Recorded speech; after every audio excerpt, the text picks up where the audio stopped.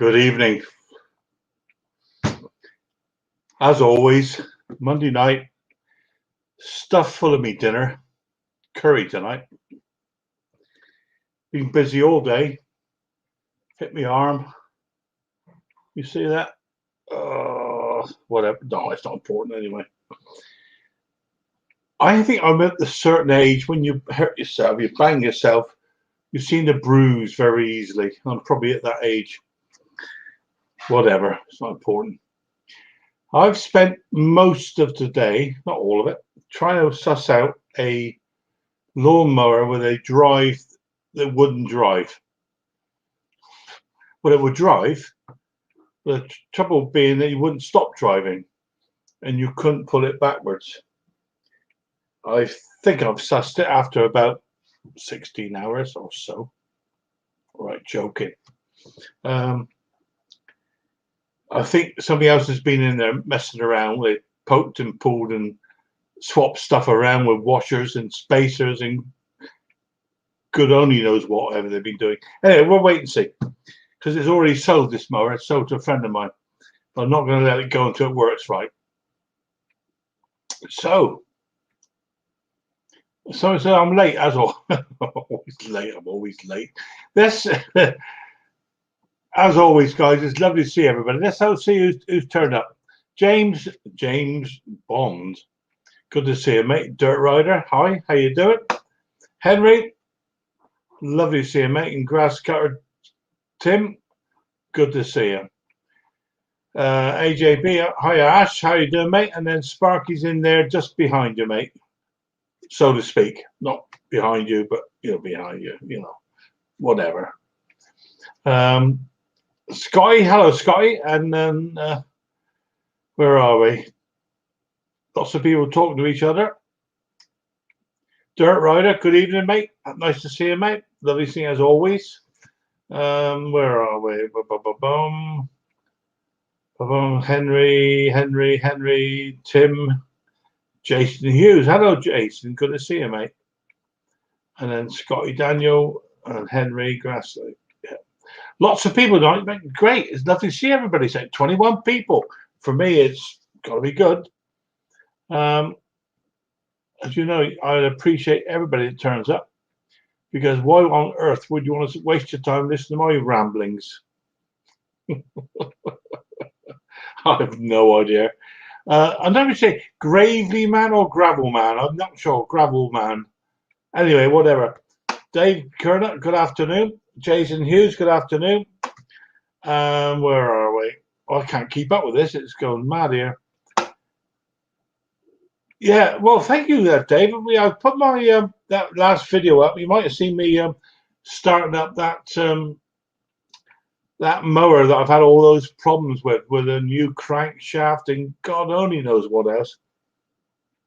I'm going to admit tonight, live, that it cost me a great deal of money, and I wrote it down here somewhere how much it cost me.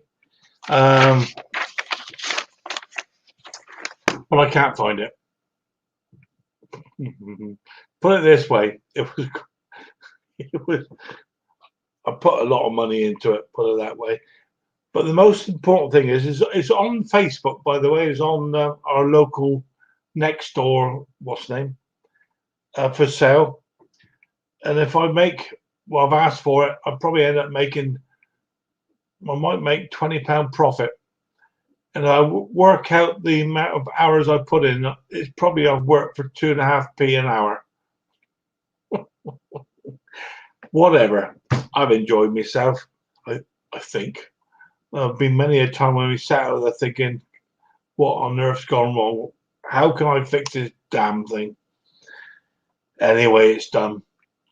And then this, my mate wants to buy this other machine, which I thought was ready. So I took it out, serviced it just to make sure everything's okay. But it's a self-drive, and I can't pull it backwards. It will lock. The rear wheels lock. And it's one of these mowers with the drive. It's not an actual gearbox.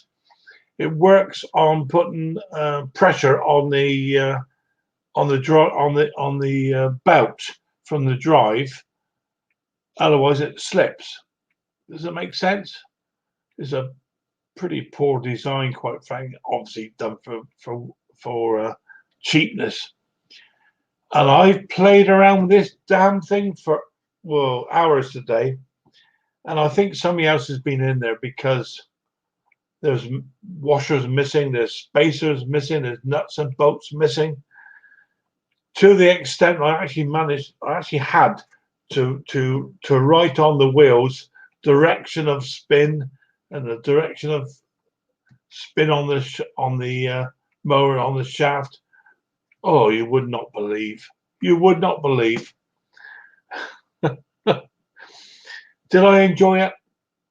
Yeah, of course I did. Yeah, a bit of fun, wasn't it? Yeah. If I manage to get a go to me mate, or a friend of mine, and I know he's got something he can part exchange, so that'll probably be the next debacle. That's what I've taken on. I wish I never have done. Whatever. Just a quick thumbs up from guys, just to let you know you can hear me.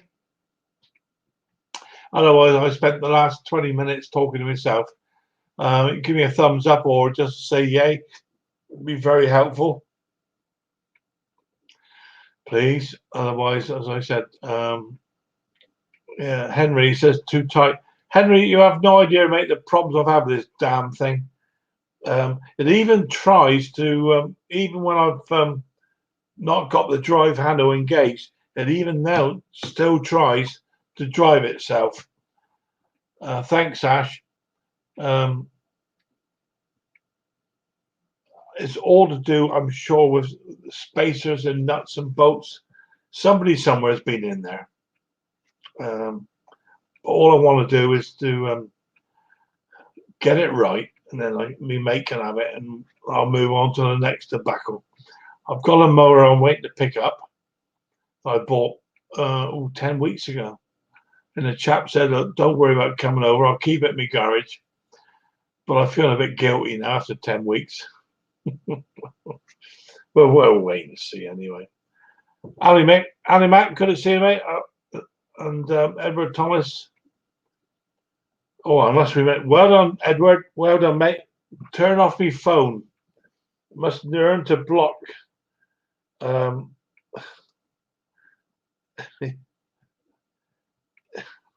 tell you what, I can't be bothered. Let it ring. Speaking of Mick earlier on today,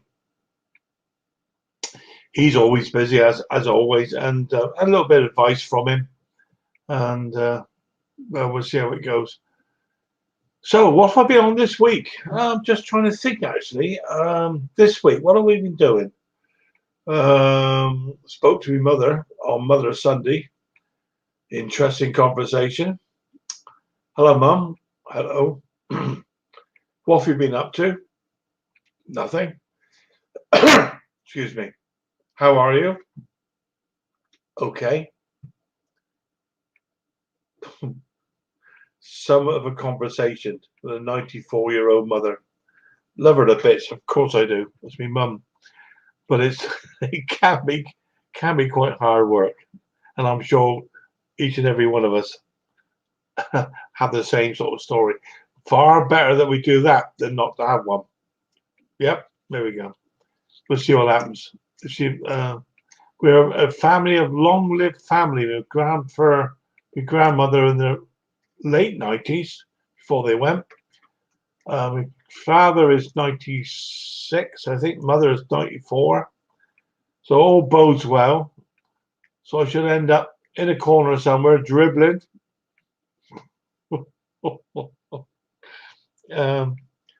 Whatever. So some things never change.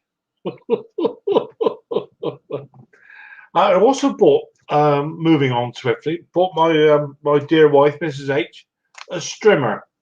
I've had a petrol powered one for some years, and she's not really got on with it, quite frankly. It's too heavy for her. So I bought a Flymo. Sorry, guys, it's electricery. A Flymo electric strimmer that does edges. and contours. It's one of these fancy head things. Great tool. £47. I paid 13 for it second hand. Went to use it, and surprise, surprise, how much cable was left in there ready to use? That much. I mean, the square root of 10 inches. I wish people would tell the truth. I really do. But it's one of these ones that does is twin cable. Does that make sense? So I've tried to buy a cassette. So I'm just playing around here because it tells you to have, and it does work out actually, the same amount. But of course, this cable's got a memory of its own. You ever try wrapping that around a spool? Don't recommend it. Not if you have a nervous disposition. Throw that away. Anyway, a cassette's on its way. Even that's another story. I couldn't even pay for it online. Come on, Flymo, get yourself organised. It was a nightmare. Absolute nightmare. Anyway, hopefully now that Mrs. H can use that, hopefully without cutting her toes off, or mine, or the dogs. Our dogs, for some reason, have got a fascination over Flymos or strimmers, and how they've never lost their nose, God only forbids. I just don't understand. They just got a fascination over damn things. Poor Henry nowadays, as you probably know, is fairly slow. And what else? I was just trying to think this weekend or this week. What else have we been up to? Oh, we now have a grandson, as you probably know from last week, who has a name. Oh, I forgot his name. Begins with B, I think. Annie? I'll find out later on anyway. It's an Italian name. Terrible, isn't it? Forgotten his name. Anyway, Mum and baby are doing very well, thank God. Got his name.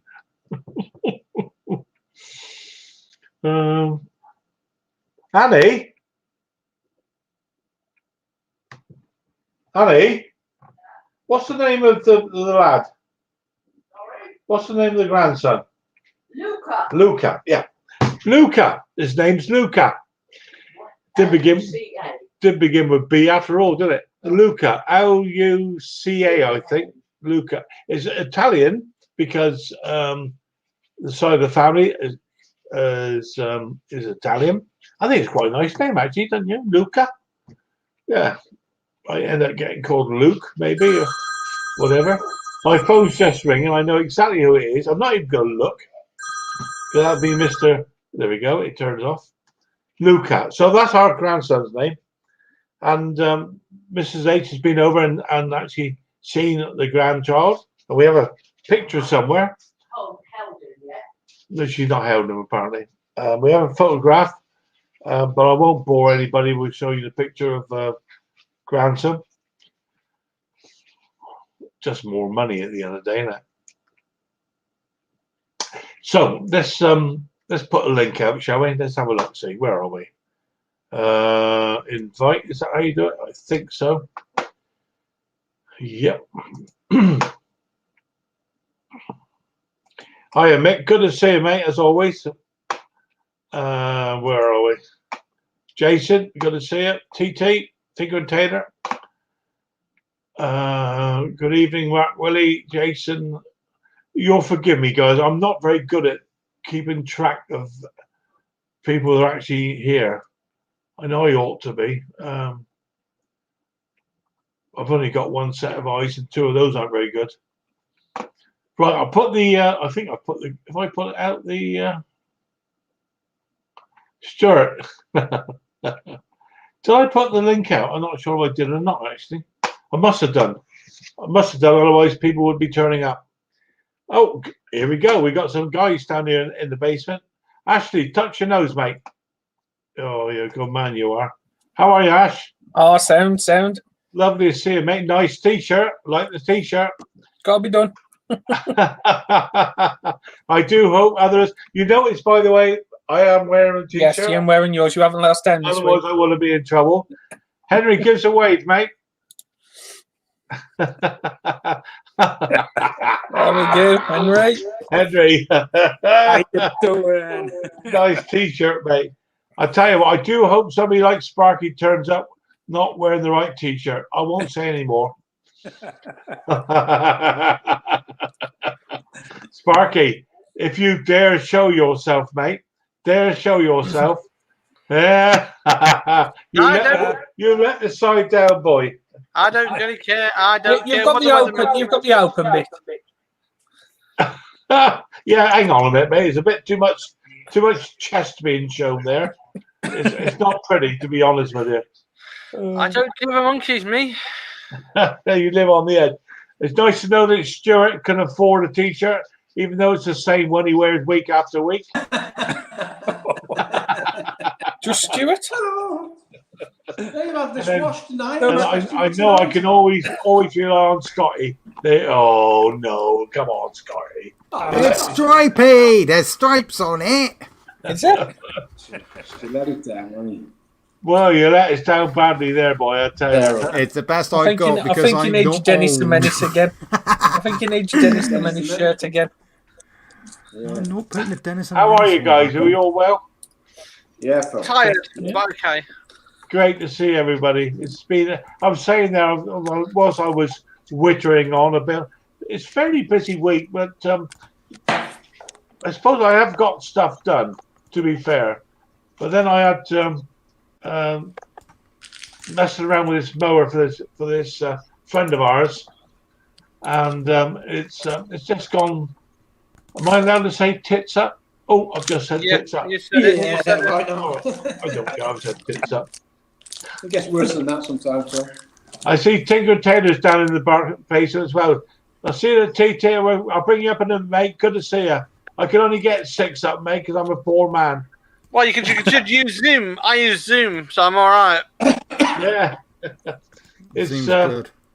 anyway. So I spent most of the day messing around with this damn thing, and I got to the point. I said to Mrs. H, I just can't suss this out. It doesn't make any sense, because even the little drive bushes are actually marked L and R. Right. Even they're marked, but it still didn't work. But I don't know. Anyway, eventually, I think it works. Mhm. Well, What basically type the of problem motor is is it will drive, but I can't pull it backwards. The wheels lock, as though that you're constantly in drive. And it's one of these drive mowers. It doesn't. The gearbox runs directly off the drive pulley off the main shaft, and it only works on an angle, if you like. If your angle's down, it just slips all the time. And if you pull the lever and it engages, it brings up the gearbox pulley. Does that make any sense? Yeah, I know which Yeah. type you're on about. I mean, I think it's a cheap way of doing things. Yeah. But I mean, Yeah, I've had actually- another mower like it. Yeah, so when you Mick pull said it, have a look at it. Phil, Sorry. when you pull it back, then it pulls the gearing back towards you, doesn't it? To tighten the belt up. Is that what you mean? The wheels just lock, mate. The wheels themselves just lock. No, I mean the drive. When you put the drive on, did you say it Yeah. pulls the gearing backwards? All it does, mate, it just tightens up the belt. The back. Yeah. That's all it Has does. It got- tightens the belt up. What type of mower is it? You know. Yeah, it's a cheapie. It's a BMC Lawn Racer with a Wolf motor on it. It's got a lovely motor on it. I mean, the motor itself runs really well. It's a lovely thing. Phil, has it got the cogs on the end? You know, like where you take the wheels off, and inside it's got a cog mechanism. Yeah. And you take it off, and it's got like little pins on it, split pins. Got Really one slot pin on. going through the shaft. Yeah. Yeah. All right. Yeah. You're right, Mick. It's weird, mate. I've tried all. I think I've actually sussed it at long last. I got to the point of actually writing on the wheel, or the two wheels, the direction of forward. 'Cause the whole thing was upside down. I was trying to work on it. Yeah. So I've got on the direction of the wheels, the direction of drive, give me half a clue, and on the deck, another arrow to show me the direction of the motor of the belt, and it basically shows. Yeah, because sometimes on the end of it, Phil, what it does is with those two cogs on the end, they have to go on a certain way. If not, that's what happens. You can't pull them back. That's right. Every time And changing those them two over- cogs are marked L and R. They're actually marked. Depending on which way you're looking at the mower, is that looking from the front of the mower or the back of the mower? Yeah, So exactly. have you I changed wasn't them? sure. Have you changed them over and tried it? Yeah, that's the point. That's the point I've got to, mate. I have changed them over, and it does seem to work. However, I don't seem to have a very good drive on one side. I won't really know until I get the motor back on and play around with it tomorrow. Right. It's a right bugger's muddle, to be honest with you. I know. That's why I'm asking you, Phil, because I've had it before. I've had it with a Toro mower. I had it the same way, and I had the drive on. No, someone took the wheels off and put the bloody drives on the wrong way around. That's why. Yeah. Okay. Yeah, exactly. I mean, somebody's obviously been in there because there are, well, it appears to me there are spacers missing. There are washers in the wrong size. You know, it's somebody's been in there, to be honest with you. Right. All right. What do you call it? Taro Fixes All has a video on one of those type of transmissions, and he has put in a longer bolt to adjust that transmission so it works better than, pulling that transmission all the way back like that. You might want to look at that, adjusting a rear drive push mower transmission on There you go. Taro's site, Yeah, I mean, he made a video on it. It's got two springs on it, Henry. It's got the spring on the end of the cable to pull the. I mean, basically, what you're doing, you're rotating the gearbox with a cable, but there's another counteracting spring that seems to run off of the rear baffle. Right. Yeah, that's the one that he has a video on, so you might want to check that out. Right. Yeah. Hi, TT. Good to see you, mate. It's Where are you? How you doing? Right, mate. There you go, mate. I'm trying to get Hello. you. Hello there. Good to see you, mate. How are you? I'm fine. Good man. I feel you're having the same trouble as what I've got. I've got one of them wolves. Yeah, it's a wolf. Yeah, it is. It's a wolf. Yeah, exactly the same. When you start the engine, it starts driving itself, and it will not pull backwards. Exactly the same problem I've got, TT. Yeah. Now, when I stripped it down. I didn't have it upside down. I had it standing normally, and I dropped the back axle out of it. Everything's went back the same way, but it's just no. It just won't. It won't pull backwards. It won't. It's something to do with the back, like you said yourself. It's something to do with that back box. Yeah, it is. It's weird, mate, because I stripped this thing right the way down to its brass knuckles. Yeah. And the gearbox itself works fine. I can twist the shafts either way and they drive. Not a problem. It's a bad design, and it's. I'm sure I'm missing something somewhere, mate, but I can't suss it at the moment. The problem I had to strip the box down because the pin inside it snapped. There's a pin inside, mate, the one I've got. So I renewed the pin and I've just put it back everything to normal. But it's just driving it drives itself, and I've got the spring off now. That fits onto the baffle. Yeah. I've got Yeah. that loose, and it's still Okay. doing it. It's still Yeah, because the spring on the baffle gives it holds the gearbox, makes Down. it swivel, makes it pull down. yeah. So, yeah. so you lose tension on the belt. But yeah, when you pull the drive to drive forward, it tightens it up, Yeah, and then that spring pulls it back down again. that's right. it You should got look- it. Yeah, absolutely right, mate. You got the same machine. It's a weird one. It is. It is. Well, It's if you come up with a good one, mate, let me know. Yeah, I'll be doing it. Yeah. Well, I started doing an ATCO the day. I started doing the ATCO the day. I thought it was going to be an easy fix.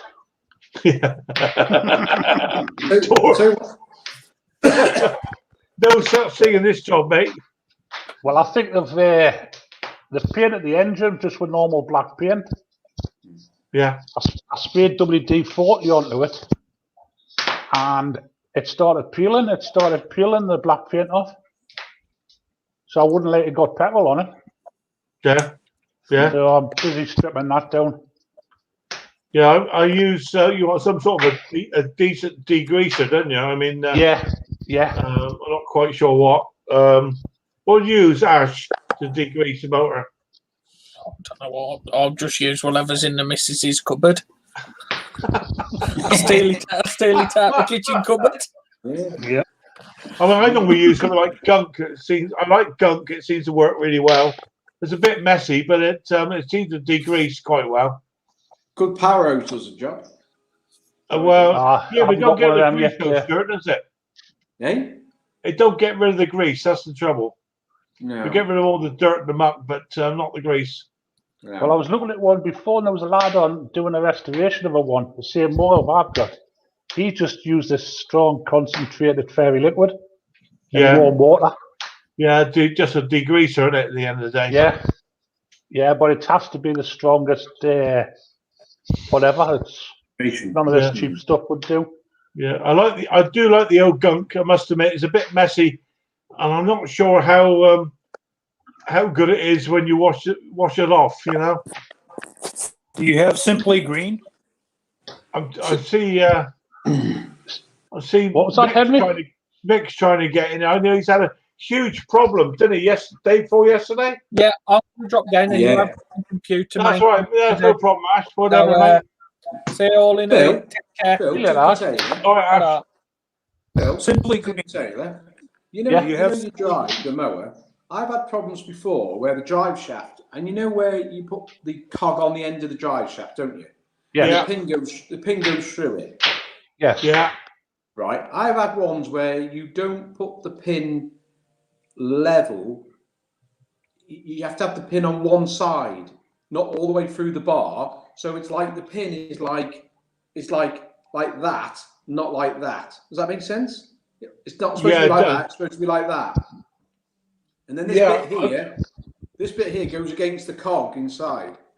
yeah, because it's like a three-way. Best way to describe it, like a ramp inside there. Isn't it? But Yeah. it's got to find its own place, surely, sir.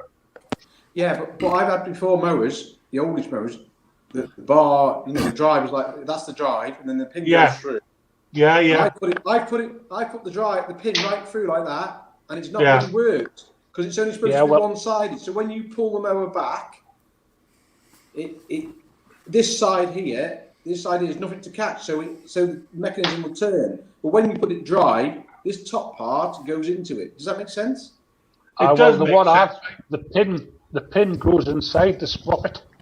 Yeah, inside it. Yeah, that's what I mean. Yeah, Yeah. But if you have the pin on one side of the drive bar, right, of the drive bar, this side like that, instead of right through. instead of right through like that, Yeah, yeah, it only catches this side depending on the way it moves, the way it I goes know. round. So that when you pull back on the mower, it doesn't catch this side I know what you're meaning. because it's stopped. It's a bit hard to explain. I've had There's only I've one had end of the pin moving. Yeah, I've only had 2 mowers like that. And if anybody else could help you with that or come up on the panel, that's what I've had. I've had the main bar, the pin, and I put the pin right through like that, and I put it back together, and the bloody mower was just driving off on its own, and I'm not touching it. And then I can't. Yeah, I mean that's what's happening with mine. Same as TT was saying there. Starting off and the damn thing's trying to go off on its own all the time. Yeah, and then some bloke came to deliver a mower to me. I bought off him, and on that day I was tinkering with it, and he'd stopped and had a brew because he'd come from somewhere quite far away, and he said, "Oh, that looks handy. What you do, mate?" And he said, "Do you know that's not only supposed to go halfway through the drive?" I said, "Oh my God, thank God you've come here and told me that." I said, "I've been pissing about with this for hours." And that's what I'd spent hours. Yeah, that's why it'll probably have left and right on the. I see what you're meaning. The pin goes inside the sprocket, and you lift it up where you just have it so one end's sticking out. Yes, through the drive bar, through the main drive bar. It doesn't go all the way and through. Then I see what you're meaning, because when the wheel goes forward direction, it goes one way, and then when it comes back, it's out of gear.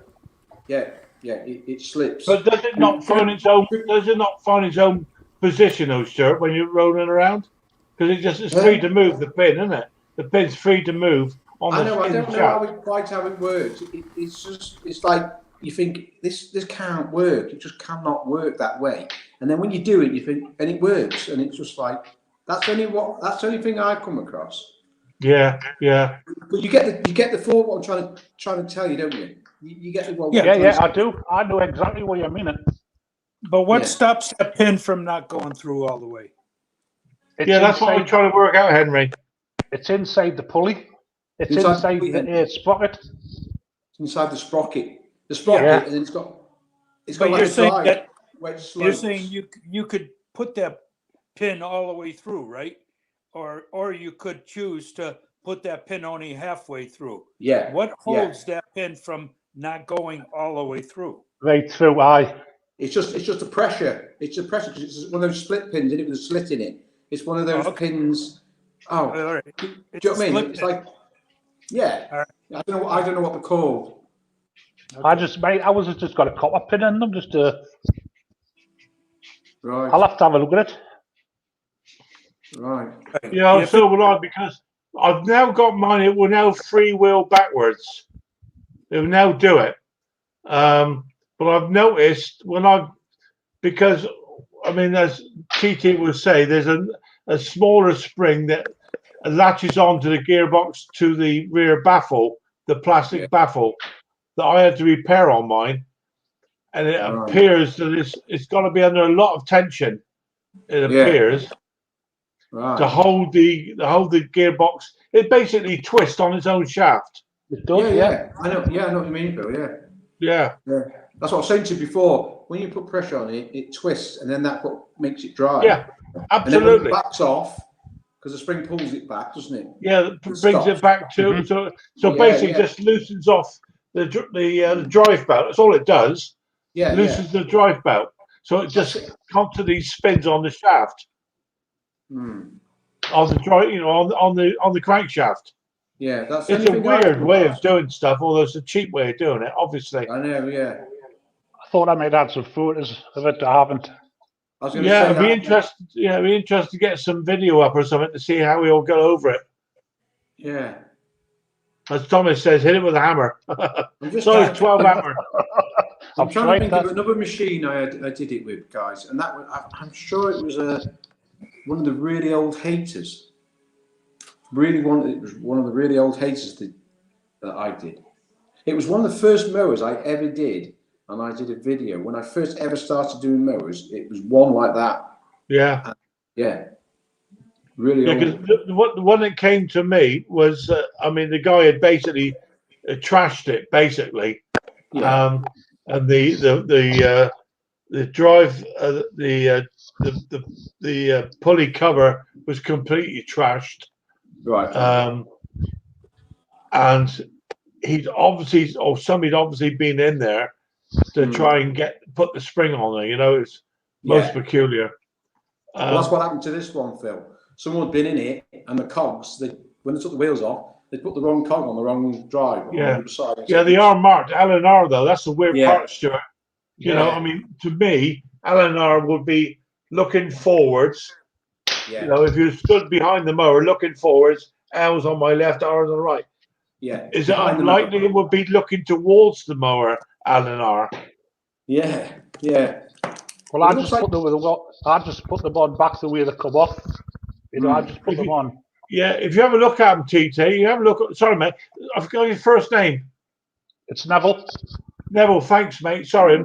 If you have a look at it on those drive cogs, Neville, you'll see there's a small L and R on them. Yeah. Well, I took mine off the way it was. Yeah, I just left them each side of the mower so I knew which way to come off.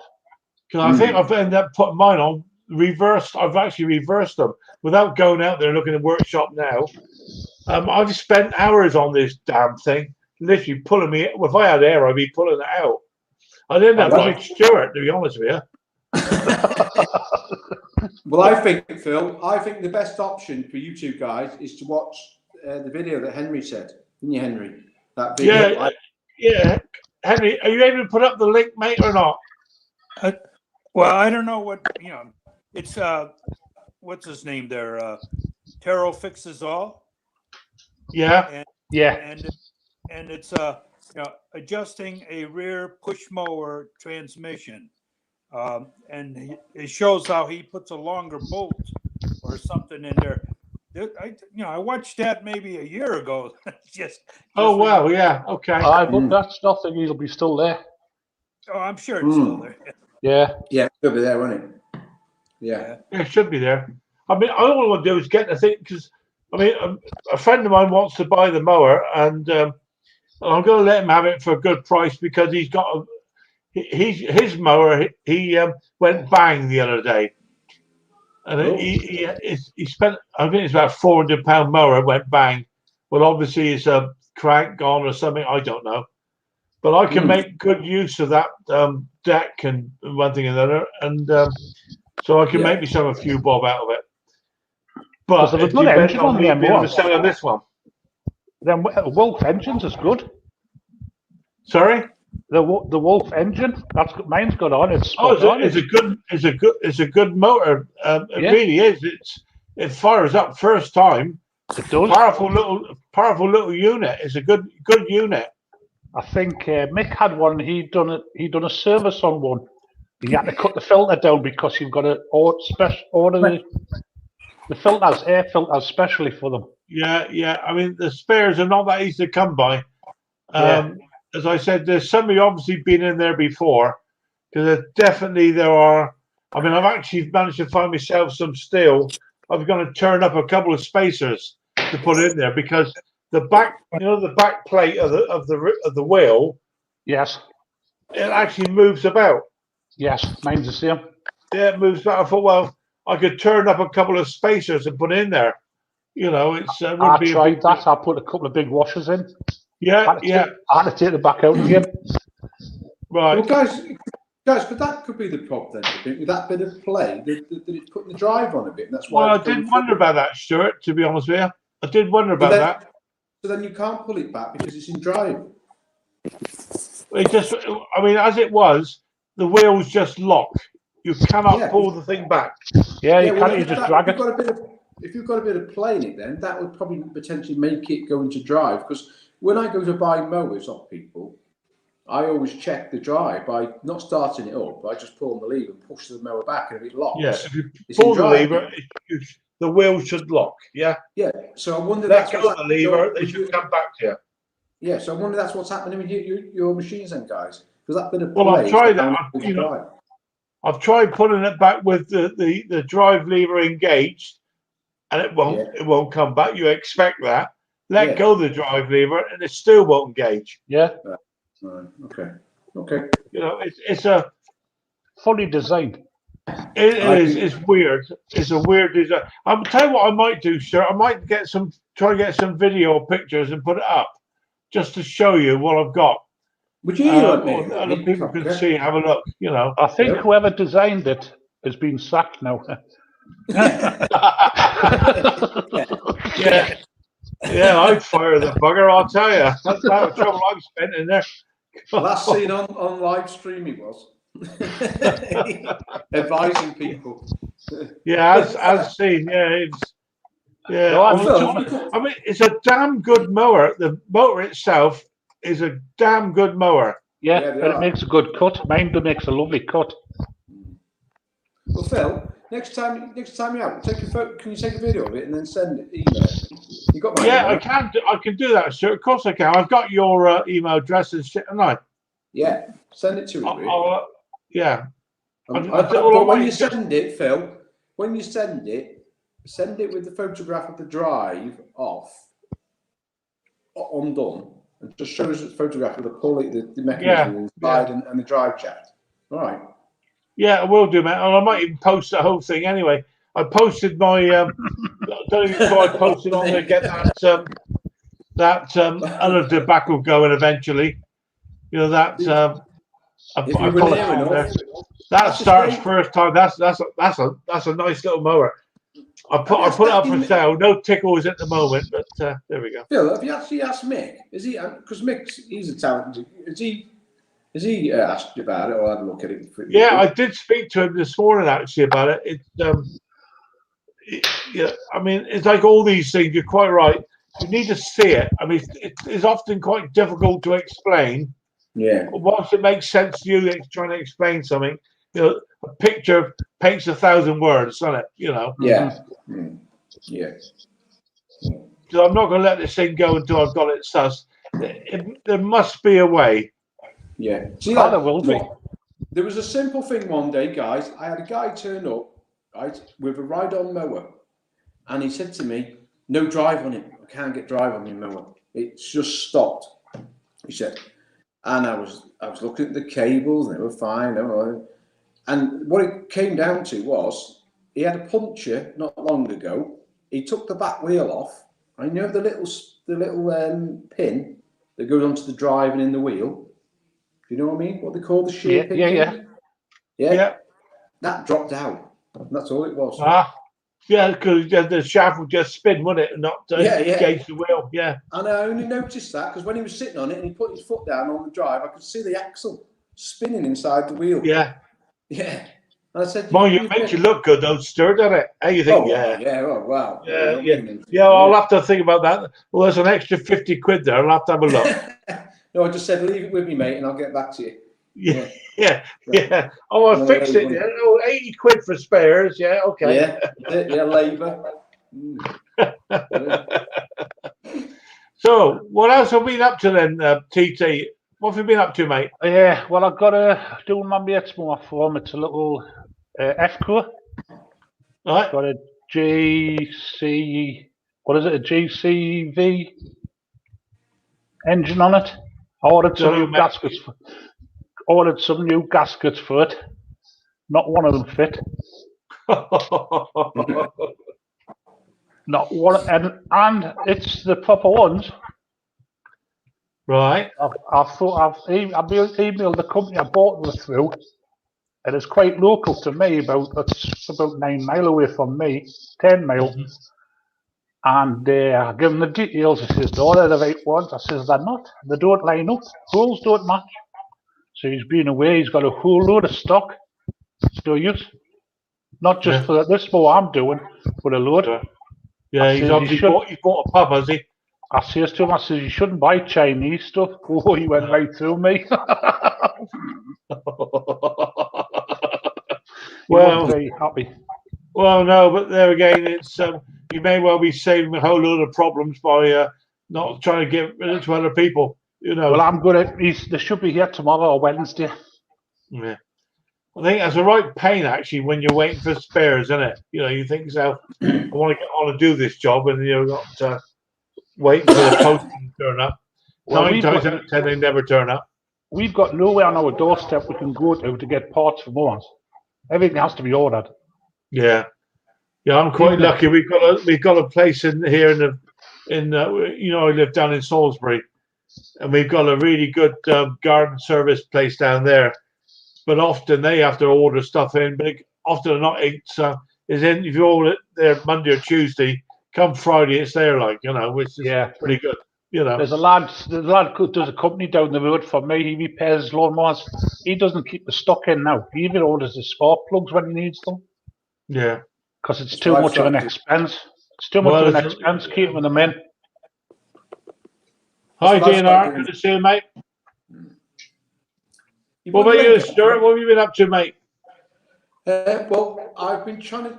You know, I did that cylinder mower last week, wasn't it? Got it completed and done. I don't know if you know that 20-inch one, the Echo. Yes. I put it together and I got it just this weekend, this Saturday. I threw it on the lawn out there to test it. It won't cut. Yeah. It'll cut on the outside, and then the middle, the grass is overlapping, and it's clogging the cylinder, so the cylinder won't drive and it stops where it should just cut it. So, but what it was is I couldn't get a bed knife for it because of the manufacturer said because of COVID they can't get the materials. Anyway, I've managed to find one, so I've ordered one now. But all that bloody work, and I took all the gears off, and I've got to do it all again now. I take all the gears off and start again. So, God, that's more money, isn't it? Because he's only paying me so much to do it, and I can't charge him again because it's my, you know what I mean? It's my bloody fault. So I should have got the new bed knife. Well, I couldn't get the new bed knife. Yeah. I've actually found someone. Spoken to him on the phone, and said, "Can you make us one and get one to us?" He said, "All right, then we'll do something. It'll probably take about a week and a half to get it done and made." And so fingers crossed. Yeah, that's what I've been doing, guys. Yeah, And, it's always a pain in the backside when it does go wrong, and you know they always say, you know, that 5-minute job will end up with a 6-hour nightmare. it took me all, It's often the case. You know? yeah. Funny thing is, we never hear about the failures, right? No, Henry, you're so right, mate. Although I must admit, I do appreciate things like Mick and all the rest of them, and Martin Butler and stuff. They do put stuff up, shows the problems, the mistakes, or the issues, you know. Which what's it, Mower Man? I see he's put up something today. I think it was about. I've never seen it yet. Putting on two diaphragms, double diaphragm on a Briggs and Stratton, which he said no, it won't work, but it worked, you know. When you see that lawnmower man, not the lawnmower man, what do you call him? Luke. He does a Mended Man. Yeah. He put 3 gaskets. He left the old gaskets on. You put another one on the other night, but sometimes he puts 3 on. I don't get it, mate. They must be bad diaphragms to start off with. I says because he showed a good thing on the bottom of them Briggs and Strattons. He takes a straight edge, and he puts a straight edge at the bottom of the plastic, and you can see you can see it's where it's warped, and it's usually the side where the exhaust is. Yeah. Next engine that was warp. right. Which was a good point. Like it was. Yeah. He got away with just putting the old one back on and a new one on the top. Okay. Yeah. But this is what I like about this. You learn different things. Oh, all the time, mate. Yeah. Talk about learning. You got Henry here that's been doing this job for God knows how many years, Henry. He's probably forgotten more than I'll never know anyway. Well, the problem is they keep on coming up with something new, you know? Yeah. Every time they come up with something new. Is it before I stop working on those or after, you know? But yeah, I've seen a lot of guys put on 2, 3 gaskets because of that on the air breather. It is warped, and they do get away with them that way. But the best one would be is to get another plastic, you know. Yeah. I mean, so it's not a new thing then, Henry. This is not a new thing. No, it's about been putting around on 2 or 3. But you know, I stopped working on those push mowers a long time ago, you know. I've heard like the Mended Man, he's mentioned it, and there's a few people I've heard where they've ended up having to put 2 gaskets on and Briggs and Stratton. Yeah. I must admit, I do like the old Briggs and Stratton, the old carbs and stuff. because if it ain't broke, don't fix it. I mean, Fix it. it works. Doesn't it? They It's work. true. Yeah. Guys, I want to ask you. You were asking me before, Phil. What I've also bought some. I bought a compression tester kit, guys. Okay. Yeah, compression testing kit. So, what is the normal pressure or compression of a Briggs & Stratton engine? Or is there like a thing you can get a list? I'll tell you what. There's one man who's just come on and can tell you exactly the answer, mate. There you go, Ken. There you go. Ah, Ken. Ken, the first question of the night. Hold on, wait. I haven't even had my first cup of tea yet. Wait a minute. Hold on. Right, okay. Go on, Henry. We'll go with you, mate. What do you reckon? Compression tester, what? Anything over 80? Oh, no. You just need Ken. If you have a compression release on it, it's 60. If you get Sorry, say again, mate. You can't get anything over 60 with a decompression valve in it. Right out there. Right. What kind of engine? What are we talking? Briggs. I'm just talking about decompression on it. I've just bought a decompression tester, Ken. Do they all have a decompression on the Briggs? They all have them? Yeah, every engine has a compression release. But I'm just saying, if you want to really test something like that, spin it backwards. Find a way to wrap a rope around it or something and spin it backwards. Yeah. That's the only way you could defeat it. Guys, I'm not on about that. What I understand about the decompression thing on the engine. I'm talking about a kit I bought, and you take the pressure of the. Oh, just the tester?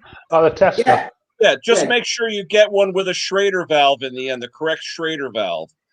You know the Schrader valve, like you have in a car tire valve. You know the Schrader valve inside.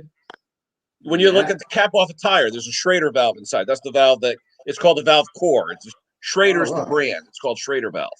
But anyway, look at the end of let me go get mine. I'll bring it right back. I'll give you a minute. That holds the pressure, Ken, doesn't it? It holds the pressure. It'd be better if I don't get mine, and then you can see it, can't you? You can say that's a little bit. No, I use mine, sir, all the time. I got a compression tester I use for a lot of mowers that come in, or even I've got a bypass tester. You know when you can pressurize the cylinder. Oh yeah. That's really useful. Do you ever use those, Henry? Yeah, I got them. You get the ones on the gauge. There's a button. That's you right. Press, release the air. Or you get one like Ken says with the Schrader valve on the end of the rubber. Well, let me go and get mine. Let me go and get mine, guys. It took me a few seconds. Just go and get out my workshop, and then you can see it. And then hopefully Ken will be back with his as well. Hold on. Hang on. What's this? I'll show you yours if you show me mine. Hang on. Yeah, that's right. Hold on. See, all this stuff is here, TT. This is where you learn stuff. It is. It's good. These guys come on, and you think, wow, So, I mean, I always look towards Henry because I mean, as I said, he's a wealth of information. And again, as is Ken, these guys know what they're talking about. Okay. Now, at the very when you buy this one, just bring you up, mate. Hang on, mate. I'll bring you up. There you go. This is one sold by Stens. It's a little expensive. They list for about $80. You can get them for $50, $60 depending. But what you want is the Schrader valve. Okay, see the Schrader valve in the end? Yeah. Just like a tire valve on a car, but these are low pressure. Okay, you don't want the kind from a car. It's too high of a spring pressure. They're made for this. If you don't have the Schrader valve in there, you'll get false readings. So that's if you buy one, doesn't matter the hose length, but make sure you have the Schrader valve in the end. All right. I'll have to check mine, Ken. I don't know if I have got it or not. You have the Schrader valve up here to release pressure, but you want the one on the end so that when the gas comes through, it stops it right there. Otherwise, it'll take the whole length of the tube and add that to the volumetric, the volume of the cylinder, and you get a false reading. Yeah. You just want the reading right at the spark plug there. So if you add the hose length to it, you're increasing your volume, decreasing your compression. You'll think you have a low compression. So you want one with the Schrader valve on the very end. Okay. So Even just Mark, imagine you have a gonna see 2 foot long hose on it, and all of a sudden you're like, wait a minute, because if your Schrader valve is way up here, your combustion chamber is this big now instead of that big. Yeah, I of see course. what you of mean. course, Yeah, interesting. Good to Yeah, see you, Mark Mark. Wiley, Welcome. hello. Good to face and Tinkering Taylor. Hello, guys. Good to put the Hello there. Hello face there. to the name. I've seen the names all over. Yeah. All right. See you. See, Mark is where are we? Or my, Yeah. Mark. Good to see you, Mark. There you go. Look at the end of your adapters, Stuart. See the adapters on your on the other side. The other side. Look at the end. The little adapter. Your little adapters for the different threads. Look at the adapters. No, The the adapters are. Henry, smack him. You're right next to him. Smack him. Go ahead. There you go. I'm in there. Okay, at the Hey, end of the Ken, I gotta- adapter, can you Ken, I gotta can you pull you, see? mate. Can you see through the adapter, or does it have a Schrader valve in it? Ah, Nope. see, Straight through. straight through. And that's okay for a car or something like that, but small engines with very small chambers. Look at your Yeah. tester now. Do you have a Schrader valve at the very end of your tester? Hold on. You have one up top to shut it off, to release it, but do you have one at the very end? Yeah. Do you have a Schrader valve in there, or just a quick connect? I can't see inside. I think. Hang on a minute. You probably mate. don't. It's Yeah, a, you no, it hasn't. Yeah, you probably don't. So all I'm saying, Stuart, with that, you're going to be using the volume of the hose in the reading that you're going to get, and then it's going to cut off at your pop off up top. So all that extra volume in there is going to give you a little bit of a false reading. That's all I'm saying. Yeah. You're going to get Right. a lower reading than if you used one of these. Yeah. However, Ken, what is the difference? Is it a huge difference? It depends. I mean, it depends. What do you think, Henry? I've seen 10, 15 pounds. Well, that's the problem. I mean, if we're looking for exact readings, Yeah. The one that you have is excellent. Yeah. If we're looking for something that's going to let that motor run, Yeah. then Stewart's is fine. Yeah. We'll see. But think of it this way, guys. It doesn't matter what you have. If Right. you have a good engine to go against and a bad, you can use it as a comparator tool. Put it on one that you know is good, see what you get, then put it on one side and compare the two readings. It's always good to have a good engine around so you could sort of calibrate your tester so you know what you'll be reading off a good engine. It really doesn't matter if the reading is per se. I know it does, but put it this way. They say below 90, it really won't start, but I've had them start at 60, okay? Depending on exactly. if you use the juice or whatever. Yeah. But if you have a known good engine, starts and everything's great, try it out, see what you get. Then when you have one that you don't think is good, see what you get on there and see how it compares. It's all about using it and just playing with it. That's all. As long as you Ken? get about 60, Ken? you get about Ken? 60, great. Sorry, Henry.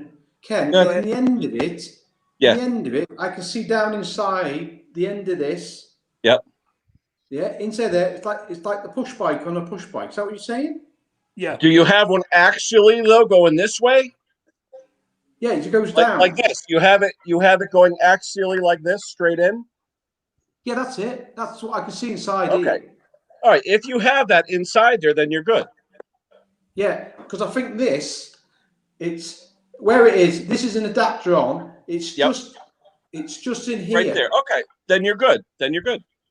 Right. Then you're good. See that? You need a light though. It's dark in No, there. it's too dark. And I haven't got my phone with me. Damn.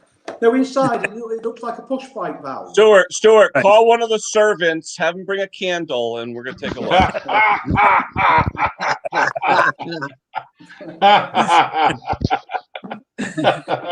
Ken, I gotta pull you, mate. I gotta pull you. What you got?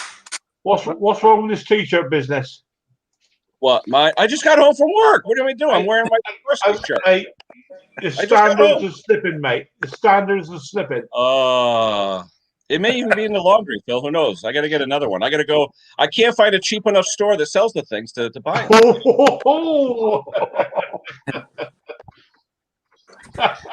I'm not going to fly to England to go to your posh store to get them. No, mate. No. Stuart's got one. It looks like he's in a jailbreak. Yeah. Oh, Tom. Right, go on, Stuart.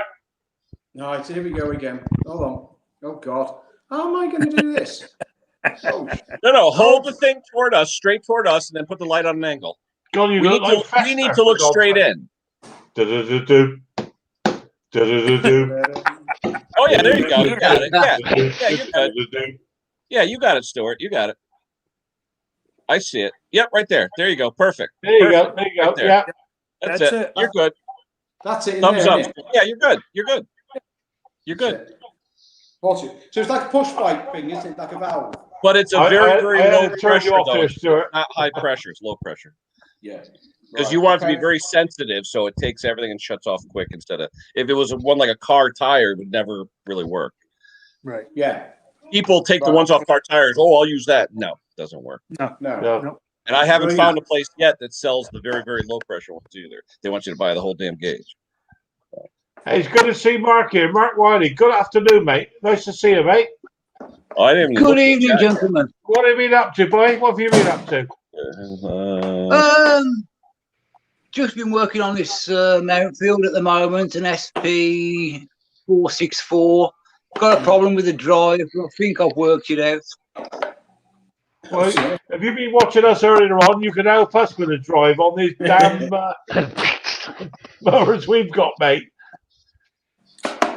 Well, but I'll be honest with you, Phil. I've actually got 2 mowers in at the moment, and I'm absolutely stumped on the one, an old Qualcast, and I cannot get it. Everything's moving, but you put it into drive, and it doesn't want to move anywhere.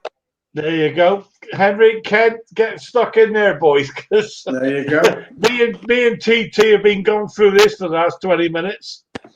Yeah. Has it got a real gearbox, or is it just the How do you? Yeah, but how do you cycle it though, Phil? Do you have a handle that pushes a cable? What actually cycles it? Engages well, it? on the one that I've got together with TT there, it's basically the gearbox just tilts. Yeah, like a front drive on a mower, like a front drive on a push mower, where you tilt it to engage the pulley a little more. Yeah, all it does is just tightens up the pulley. Okay. Yeah. Only What's it not doing? The ones we have at the moment, or certainly the 2 that we've been talking about, is you cannot pull the mower backwards; the wheels lock. Yeah. And if you engage the drive by pulling the lever, the damn thing will take off. And you let it go, and it still keeps going. Is it front or rear drive, Phil? Rear drive. The rear drive, Henry. What is it? Those keys on the back where you can't pull it backwards, like on the Hondas, those little Woodruff keys or whatever. Well, that's They that's have the little problem. Woodruff keys.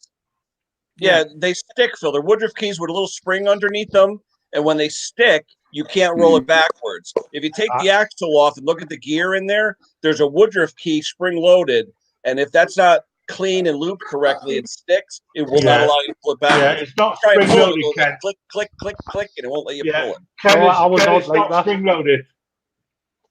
It's not spring-loaded, mate. I must admit, I've cleaned mine.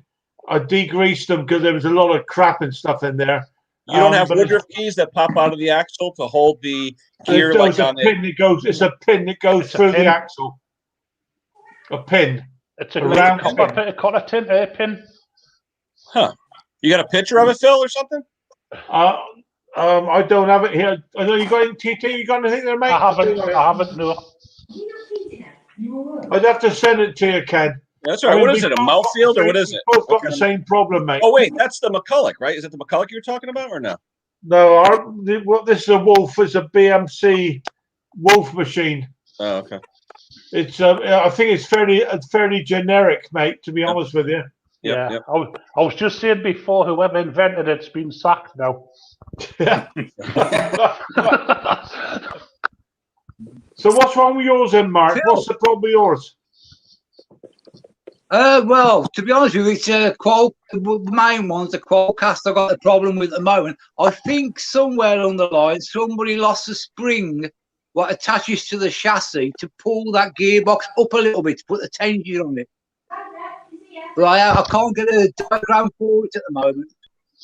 Is it a gearbox that engages, Mark, or is it just literally you tilt it to make the to take up the slack on the belt?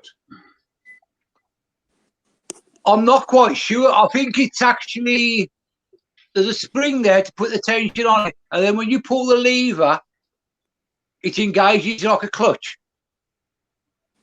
Are you but Conquer? Are you pulling what you call it, a cable that pulls a lever on the gearbox, or are you shifting the whole gearbox to gain tension? Yeah, you're tipping the whole In a gearbox. case like that, it's like a front drive gearbox where you have a spring to keep it not connected, so the belt is loose, and then when you pull it, you're pushing the gearbox into the belt to get tension and friction. That's and the one, the Ken. harder you push it, the faster you go. Yeah, that's the one. Yeah, that's I it. see you said you got a spare spring, but yeah, but a lot of times people put the wrong size belts on them, and it never stops spinning.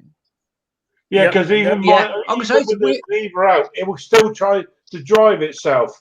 It's forever trying to drive itself. It's probably too small of a belt. Yeah, that's what I said. Yeah, No, well, it we said the flops belt's a about, bit mate. weird. It will literally flop about. I can literally take it off the pulley. Yeah, When but it's- you got to look to see if it's enough friction to spin it. You know what I mean? When that return spring is on there, it's supposed to pull it enough away so it'll never spin.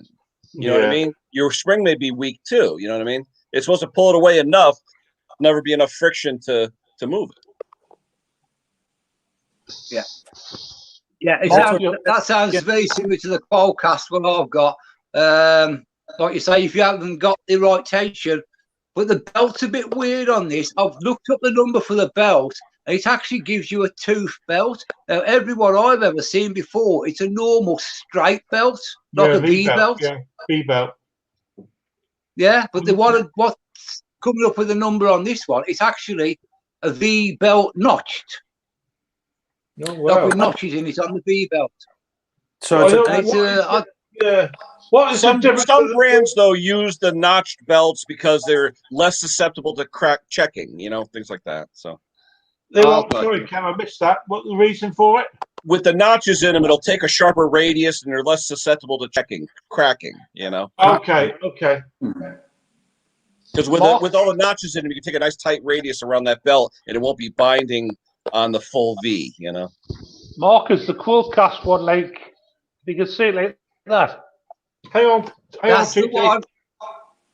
There you go, mate. Bring Is it that on. the one? I had it. Yeah, that's the one, mate.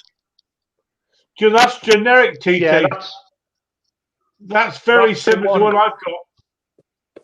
Well, I've got one of those in my yard now. That's the generic, one. mate. I I'm had sure to it's the rebuild same one. the drive on it because the plastic, it's got a plastic pulley on the top of the drive. That's right. Yeah, well, that was all melted. The belt had come off, and it just burnt a hole in the. So I put a new pulley on. What else did I do to it? Now there is a big spring. There is a big spring in the back. It fits on the spring side. on the end of the cable. And then there's another spring that holds the gearbox down which clips onto the baffle. Yeah, but not in the Qualcast. They're different. I had photos of the Qualcast, you know. Yeah, Mark, What I've got one of engine's those on in my your yard now. Qualcast? What's that, sorry? What's the engine on the Qualcast? What you've got there? I can't remember. Mark, I tell you what, it just come to my mind. I've actually got a load of bloody manuals for them Qualcasters in my shed. I'm gonna go and get one now, mate, and see what belt it says it should have on it. Let's just see if you give us any information. Just hold on. All right, mate. All right, Okay, I've literally got about 10 manuals of them that I've just collected. So hold on, bear with me. All right, mate. Yeah, it's got. I'm say the engine. The engine on this one, it's the 450E Flathead Briggs. It's not the Quantum. Well, let's just It's see the what I've got. old-fashioned Flathead let's Briggs on it. Right, let's just see what I've got. I then. can't remember with this Bear with one. I'm trying to look for the photos. Yeah. There's obviously a generic problem with this mower or this style of mower, isn't it? I'm guessing, guys, it's a generic mower with a different badge on. They got the same drive. Well, I'm saying Qualcast these days, they're actually what's the B&Q, aren't they? ZR, yes. Well, the one I've got They is a BMC, British machine, whatever, lawn race. It's called a lawn racer. I'm sure it's the same sort of thing. Well, I got in touch with the company I bought mine from, the Wolf. Right? It's a And wolf. when I- Yeah, it's a wolf. Yeah. Yeah. When I spoke to the guy, I explained what was happening. He says, "I'll find out for you." I'm still waiting. Yeah. Yeah. Yeah. You get the same if you try and ring up Qualcast. They're exactly the same. They are Yeah. terrible at their spares department. They don't want to know you. Phil, you don't have the kind with the lever, right? Like that where it engages with a lever. No, that's not it, Ken. No, Okay. no. I'm saying there's different types. Yeah, there's different types. There's no operating lever on there whatsoever. Okay. It's It just pulls back and forward. I'll tell you what, Ken. 2 seconds, you're in charge. I'll go and get a picture and I'll show you. Okay. You're in charge. All right. Holy crap. That's not good. Okay. I'll go and get a picture. I'll show it to you guys. Uh-oh. Bangers and mash for everyone. Freebies. What's the weather doing out there, Ken? Hold on. Let me see what my new phone says. I finally got a new phone after 6 years. What'd you get, the 10 or the 12? No, not even. I got an SE, Oh, yeah. which has all the battery life and all that crap. It doesn't have the 72 cameras on the back to screw up. Right. We are at 36 degrees Fahrenheit. So about what, 2 or 3 Celsius? Yep. Yeah, that's about it. Oh, look at that. Friday, 70% chance of snow. There you go. Yeah, we had snow yesterday, huh, Ken? We did. We had a little bit yesterday. Yeah. Yep. We did. Oh, wait a minute. I'm sorry. That was Pate's. Pate's in Green Lawn. He's at 36. Let me see where I am. Hold on. Charmo. Oh, no. What am I? Hold on. I am currently now. Come on. 29 degrees. It's cold. See, for me, they say chance of snow 50% Wednesday, 70% Friday. It's weird. We just had 60s and 70s. Now we're back into the 20s and 30s. Henry, you didn't lose power in Houston, did you? A lot of people here lost power. No, but I watched a tree on my next door neighbor's yard. I'm looking out for the cat in the backyard, and I hear crack, and I see this tree come up. Oh, the wind was crazy yesterday. The cold front came in, dropped to 30 degrees, and the wind was crazy. Yeah. So, Taylor, where are you from? What area of the UK? I'm in the northeast, up in the northeast. Okay. I'm about 5 miles off the Scottish border. Oh, there you go. Okay. So, are you closer to Mr. Palmer? Mr. Palmer? I'm trying to think where Tim is. I I know Allie's in Inverness. I'm trying to think of where Tim is. Because there's 2 or 3 of them in Scotland. Yeah, I'm in the middle. Yeah, Tim's in the chat. You could ask him. Oh, is he? Yeah. Motherwell. I got to learn my geometry or geography, I should say. 17 in New Hampshire. Ooh, that's cold, Thomas. Yeah, Tim, how far are you away from England? I mean, everything there is only, what, 3 or 4 hours ride, no matter where you go? Pretty much. Right.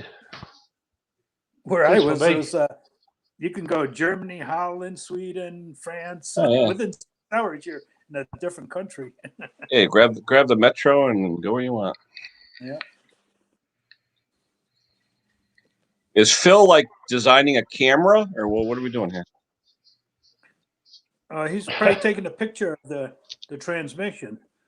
And Stuart went to get a book on that transmission. Uh-huh. Yeah, I'm sure it's just a standard one that tilts the thing into the belt. That's all. Yeah, that's all it is. You're in Motherwell, wherever Motherwell is. I don't know if you know where that is, Taylor. Yes, yeah. It's further north than me. Aye. Now, do you have that nice climate weather where it's not really cold, and not really hot? We have What could I say? We have our own forecast where I am because I'm right on the east coast, right next to the North Sea, and it has its own forecast.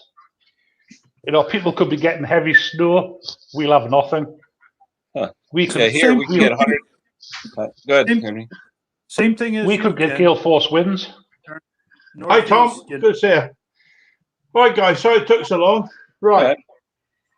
Tell you what I've got here, mate. Blow yourself up, buddy. Right. Where are we? Right. Here's the pulley. The machine's upside down.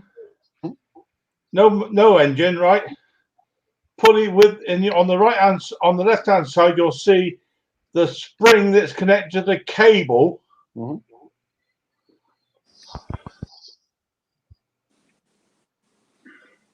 Can you see? Is that any good? Yeah. Yep. You see the spring?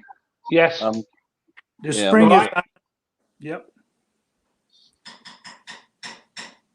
But isn't that an engagement lever?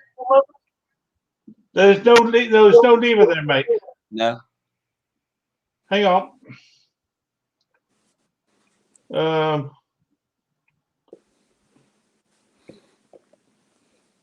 Right, And there's a video. See, spin the wheel, Only one direction, right? and that's the drive position. I've now got that so it spins freely backwards. Yeah. See the pulley? Yep. Now then, It almost looks like it wasn't connected. can you see there's a tiny spring there that fits onto the baffle plate that pulls that pulley down away from the baffle plate. There's a baffle plate. Okay, I'm thinking that top tube is just a connecting tube. That's all that is. Okay. Yeah. Does Does that make any sense? Your strap was in the way where it's showing where the shaft exits. See where you see where the pulley. Yeah. Either side of that pulley, there's two arms that hold the belt in place. Yep. Oh, that's a better shot right there. So, Phil, what did you do to get that to run normal? To get it to run? Sorry, say again, mate. What did you do to get that to run? Well, what I've done is, as I said, both of those ratchets, the cogs, are marked L and R, left and right. Okay. They were fitted as though the machine was on its feet, up, the right way up.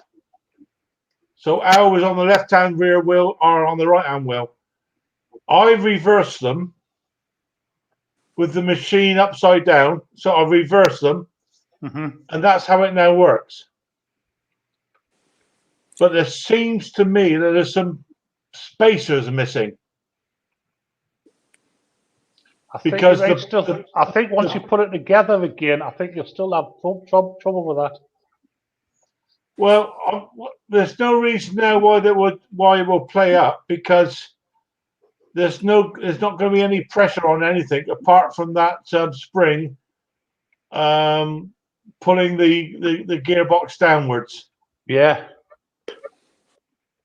I mean, does that make any sense at all? Because it's always difficult to show photographs and videos. Yeah, I mean, you're pulling it on the spring, you're tilting the pulley forward, so it applies more tension on the V-belt, and you get drive. Sure, yeah. But you're saying now it drives regardless of whether you're pulling on it or not? Yes, or trying to. It was trying to all the time. You can hold it back, and the wheels will stutter and try to move forward.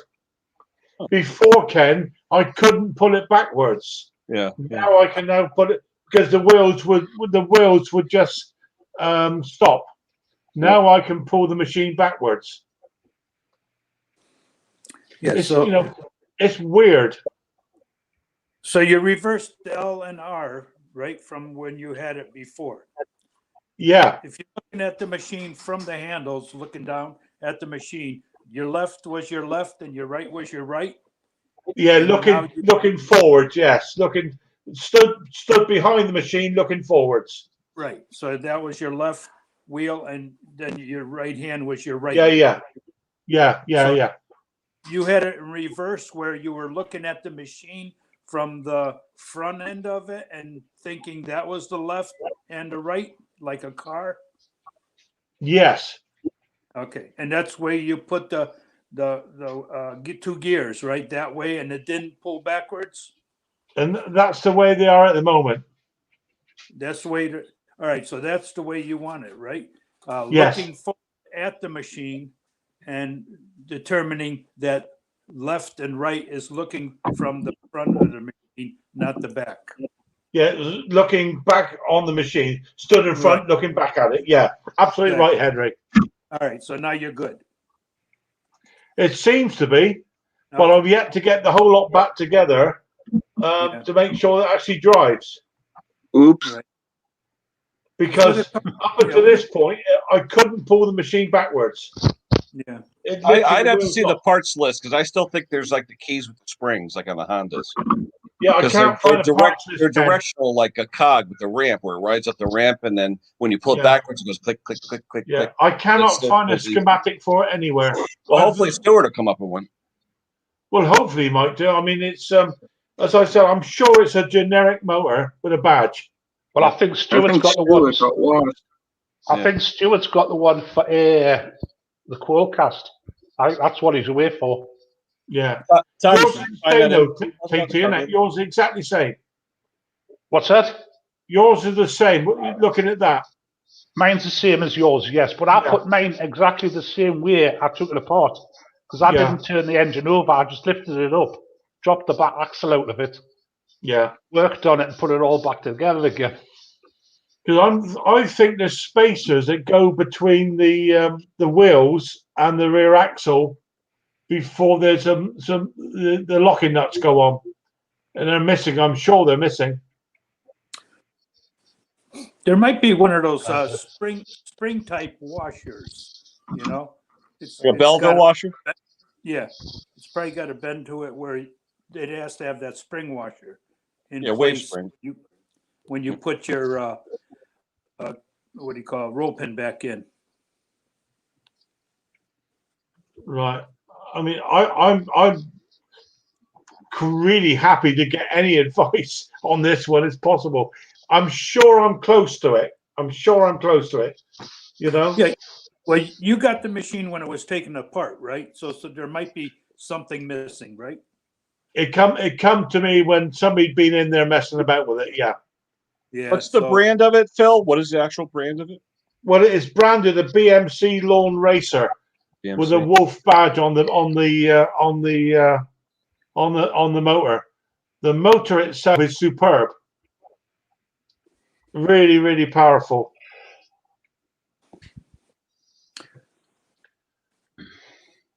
Yeah, I'm sure there's somebody left a spacer out or a washer of some sort.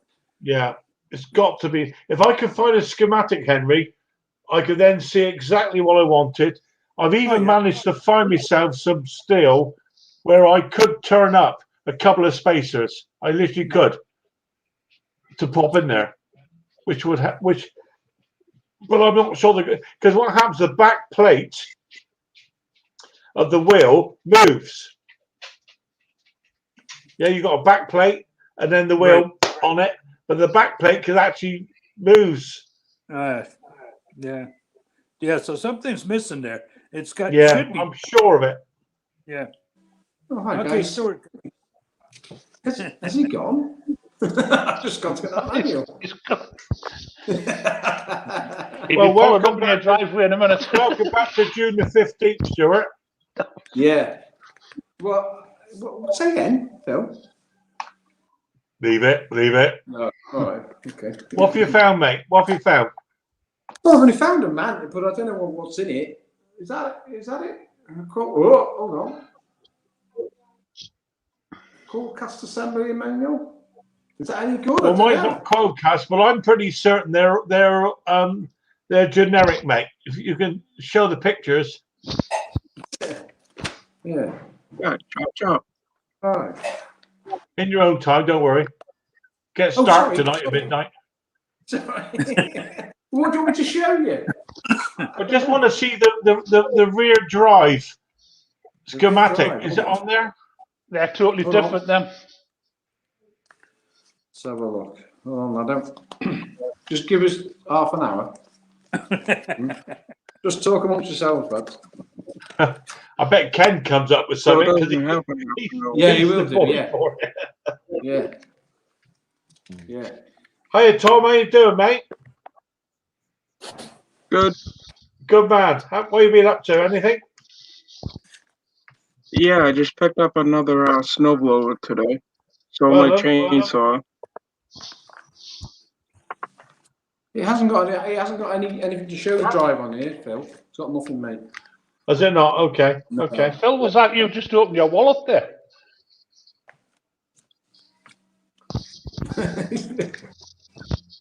Yeah, you missed the film show. Stuart, you missed the film show, mate. Whilst you've been away, I took a 6-hour film show video.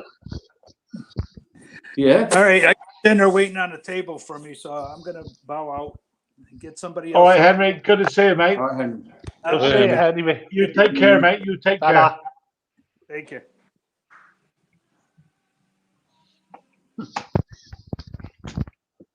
No. Nothing in I there, have guys. to be near Ken. He smells funny.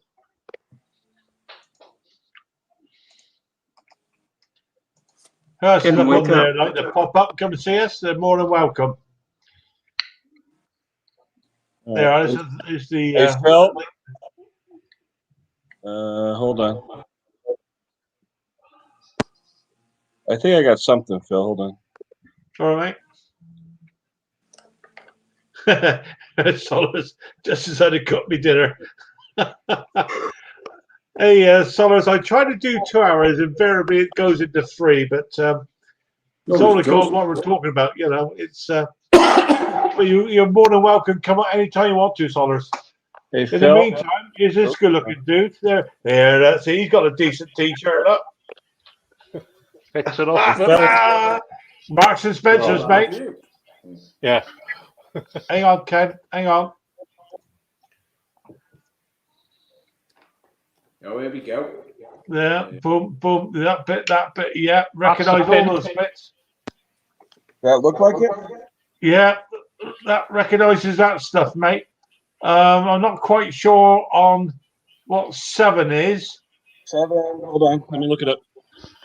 That's a clip in That it. looks like 2 little E-clips.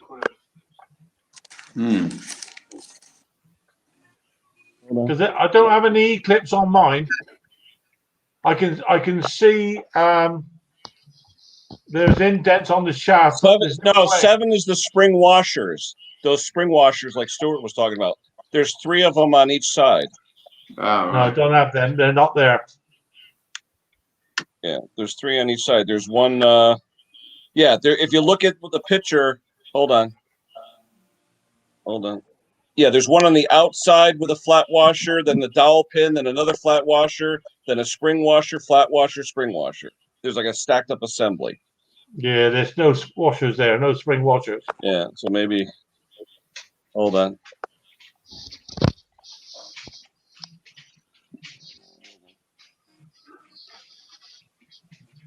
So if you look, you got a spring washer, 7 on the bottom, right at the front, a flat washer, gear, dowel pin, flat washer, spring washer, flat washer, spring washer.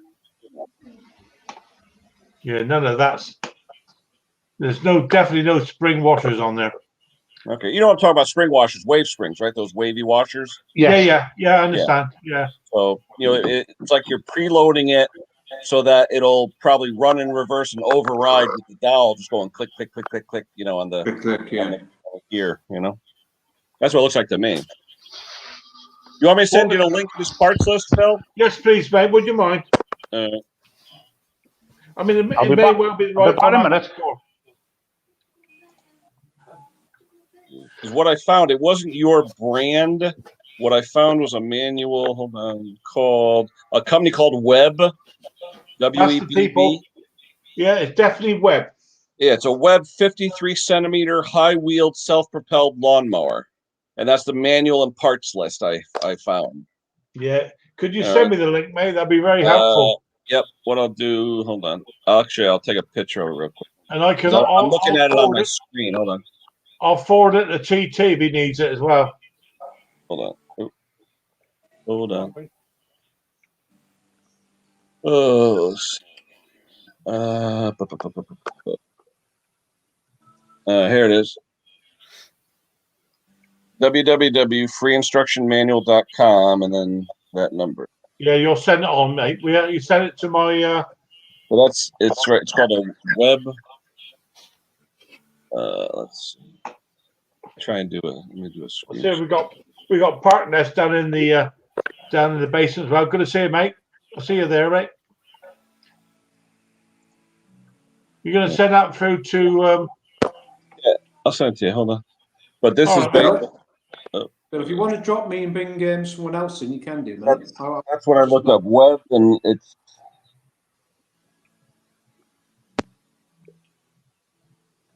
Okay, mate. You're gonna send that through to me, yeah? Yep. Phil, if you want to drop me down, mate, and let someone else in, by all means do that if you want. All right, mate. I'll let Park Nest come up for a minute, Stuart. All right, if you don't mind. No, I don't mind. Yeah, I don't mind at all.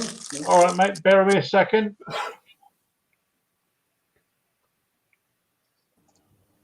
Hello, mate. Good to see you. Hiya, mate. How you doing? Oh, not too bad for Monday. Good man. You've been following all this tobacco. Yeah, some of it.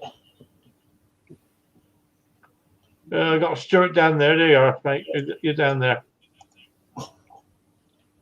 Yeah, we've been trying to suss out this issue. Dear Lord. Thank you. Conker, hit it with a hammer. It solves everything. Sorry, mate. Say again. I said, hit it with a hammer. It solves everything. Yeah, size 12 hammer, mate. Yeah, I know. No, I sent it to your Outlook address. Okay, mate. Thank you. All right. I'll have a look. Yeah, I've just opened it up. Yeah, it's just come through now, mate. Amazing. Thank you. technology. It's come through now. Years ago, you were behind the counter at the parts store with the manuals and the books. And Ken, I prefer those. I was saying to Mrs. H earlier on this evening, I like a drawing. Oh To no, me, definitely, absolutely. Oh yeah. It makes sense. A drawing makes sense. Schematic. You know, you can Yeah. see how it works. You can see how Yeah. it goes I mean, together. now I'll use what you call iPad or something, and I'll blow up a drawing and I'll lay it next to the parts. You know? Yeah, absolutely. Yeah. I remember when I worked some years ago, when I was still working, we were one of the companies I was working for. We were supplying Jaguar up at Castle Bromwich in the UK, and we had huge problems. We were making we were Cooper Standard. We were making all the seals. Yep. On the car, around the windows, everything, and we had a huge problem with a clash. Where one of our seals called the waist belt. You may or may know what is waist belt. It's like the letterbox. It goes along the window, goes up and down, and it would move. The rear end of it would move up, and they gave us a huge, really bad time over the whole thing. And it turned out I went into a CAD one day with one of the engineers. He said, "I'm looking at this field. Have a look," and it was there clear. There was a clash. One of their engineers had done a small change, used on CAD, obviously, and it clearly showed up red. There was a clash that was forcing our part up. Yep. So we went to the wash-up meeting at 1 o'clock. They called it the God, what do they call it? Not COVID, the Q something, where they go for all the problems of the build. And I was able to stand there in front of the hierarchy of Jaguar and say, "No, it's not our problem. We found a clash. It's one of your engineers. Yeah, Here we call it the hit list. It was brilliant, and you could see the whole of them sort of go. "Whoa." And I stood there, and one of my highlights of my career it was. I know it's sad, but there we go. Very sad. However, there we go. So, partners, what have you been up to, mate? Apart from stuffing your face. I'm just working. I'm working from home. Oh, hey Phil, quick story, Phil. You're talking about in a meeting with engineers and all that stuff. Who has YouTube on? Oh, okay. I'm in a meeting with a bunch of engineers. We're talking about a machine, whatever, and the guy wants to put a vent hole on something. Okay, and the guy says that vent hole's too small. You need something this big. Blah blah blah. What you're talking about is the size of a dime. The guy goes, "Your ass is the size of a dime. Look what comes out of that." Yeah. Everyone's just like, and he was right. Lovely. He was right. Lovely. Yeah, you reminded me of it. I know it's not Black Cat stories. I was part and parcel of a greenfield setup for Cooper Standard down in Plymouth. And we went through some pretty tough times. You know, I was a supervisor of one of the departments there. I had 140 people reporting to me and stuff, and it was tough. It was really tough. But every morning was a morning meeting on the old karaoke machine and stuff. And I went to one of the other departments' meetings, and they were arguing the toss about this, that, and all the rest of what was going right, what was going wrong. And this guy, one of my fellow supervisors, he stood there. This is God's truth. He said, "You know, guys, there was the managing director. There was all the guys there." He said, "You've all got opinions, and opinions are like assholes. Everybody's got one." We got one, yeah. and it went down so badly. Oh yeah. But he was my hero ever since that. Loved it. Bloody loved it. There we go. Small battles. Hey, Conta, I'm gonna give you this for Easter. What have you got there, mate? Hang on, mate. I'll show you. Whoa. What, a tutu? What have you got there, mate? Wow. The stripes are going the wrong way. Ah. Tom, you're worrying me. Conqueror's going to be in the Pride Parade. Oh dear, bless you. No, I am Walmart the other day. Hello, fix it. I didn't say hello to you. Yeah, I'm sorry. I've been a bit focused today on the panel. Sorry for everybody on the comments. I'm not very good at running this sort of stuff, but hey. Hey Phil, what does that name Webb have to do with that mower? Is that related to it at all? That name Webb? I think they are the generic manufacturer, mate. Okay. I mean they assemble these things and just stick a different badge on them. Oh, okay. It's a nice manual though. They got all the parts there, everything. It's a good manual. Well, I mean, I'm looking forward to have a look at that, mate. Yeah. That's my reading matter for tonight. Well, I'm going to look on YouTube and see if I can see any Webb won't move videos or something. This is my reading matter. I read every night. If you know what it's all about, would know what that was for. Is that the good book or is that your diary? Well, it's a good book, mate. Yeah. It's his diary. It's my parts catalogue for one of my cars. Hang on, partner. Hang on, mate. What is that? Your log? Oh, there you go. Oh, wow. Look at this lot. That's a big assembly manual. That's a serious manual, mate. That's the parts catalogue.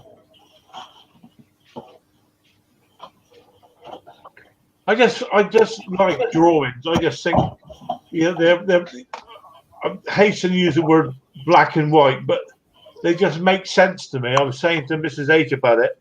You look at a drawing, it makes sense, you know? Yeah. Yep. You can see how it all goes together with the parts catalogue. Absolutely right. Yeah. Exploded views.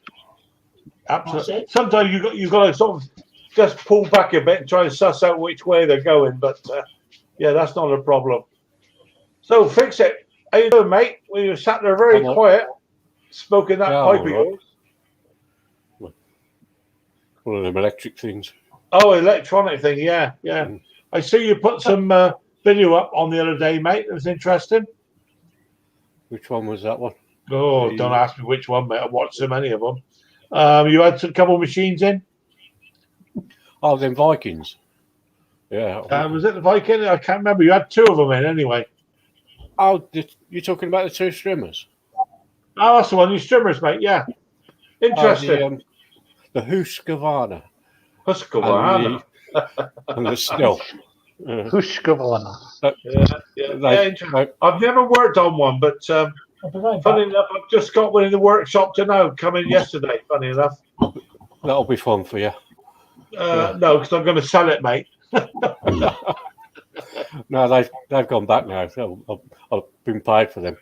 Yeah, I noticed that the filler cap had the bit of plastic on the end of it, so you wouldn't lose it. And that snapped off, so I was fishing that out of the bloody tank. Messing about. Roy, how you doing, mate? Roy's the boy. Good to see you. Hey, what's up, Roy? You're right, Roy. Well, I'll tell you what, Phil, if you've got anybody else to come up, I'm going to drop the weight down. I've got to find these bits All and right, pieces mate. for Well, that it's good to course, see you. Yeah, don't be a stranger, Be mate. nice to see you all. Yes, if I have a look at that more, mate, and I find something, I'll let you know. All right, mate. Enjoy the company. So I'll see you later, guys. Yeah, TT. Ta-ra. Take care. Bye-bye, mate. Bye-bye.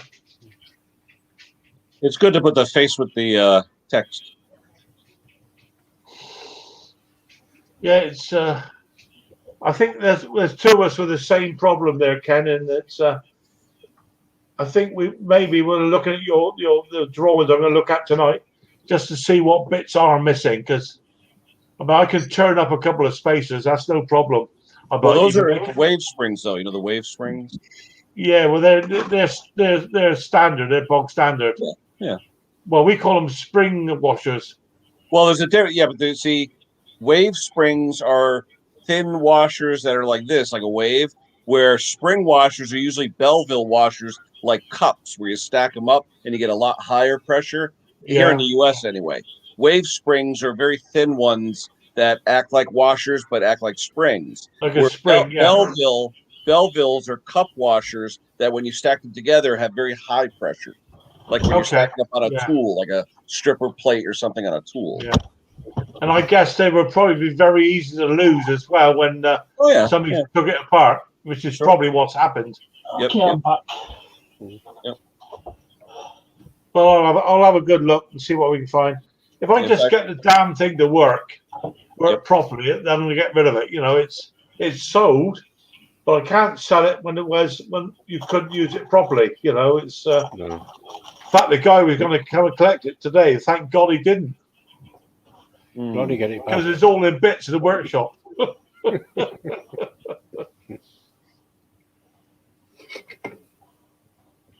But there. I've been on some house clearances today. Sorry, mate, say again? I do house clearances with a friend of mine. So we've got one on today, I've got another one on tomorrow. All right. I can get back to the gardening on Wednesday. Do you do the whole clearance, the whole house? Yeah. That's a lot of hard work, I know. I know, it keeps us busy though. Yeah, I see those, Ken. I can see what you mean. Yeah, waves. Oh, yeah. You're a bit of a guitarist, I see, mate. Are you? You play the old guitar? So. Yeah, when I get the chance. The wife doesn't like me playing it in the house because it's too loud. So now I've got the shed, I can play it out there. Oh wow, yeah. It's the one thing. I mean, my father was a furniture maker, and I can remember as a lad, I don't know how old he was, 8 or 9. He made my brother and myself 2 guitars. Nice. They were 4-string guitars, not 6 strings, right? Because they were boys' guitars basically. Now my brother's gone on to be a very good guitarist. He plays in groups and stuff. Me, I could never get the hang of it. But I know that he's made years ago, amongst many other things, banjo, and he's made and all sorts of. But there's an acoustic guitar he's made for me, and I know that's been bequeathed to me. But I can't play the damn thing. But there we go. Both my kids play multiple instruments. I can't play nothing. Really?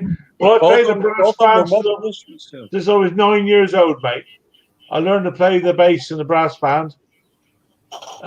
We, as kids, were taught that when we were 9 years old, and I can still play one now. But I'm beginning to run out of puff now. My youngest never took I can do classes that. or instruction and could play keyboard and guitar. It's brilliant, mate. I think everybody should be able to play an instrument of some description, even if it's the old we call it a Jew's harp thingy. Jew harp. I play the kazoo. Because it's an instrument, mate. It's an instrument. I think. I mean, as I I play said, I one played in- brass in bands my for many years, and I always remember certain times, certain places, often in churches. Funny enough, playing pieces of music and the hair on the back of your neck standing up. You know, yeah, it moves you. It can move you. That's how they used to get us to go to church when we were younger. They had what they call a folk mass, FOLK, and all the teenagers would bring their guitars, their acoustic guitars, and would sing the hymns with the acoustic guitars, and we'd all hang out because it was all the kids our age. Yeah, It was the only way they could get us to go to church. Well, this was. I mean, these ones we never played.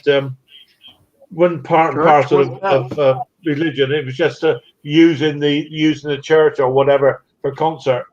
Although when we lost our conductor, poor old Fred, bless him, upstairs there now, we did a church service for him. Requiem, Memorial, memorial mass or something. Memorial, yeah. And the band did a concert for him. Huh. And it was never the hardest thing ever to do.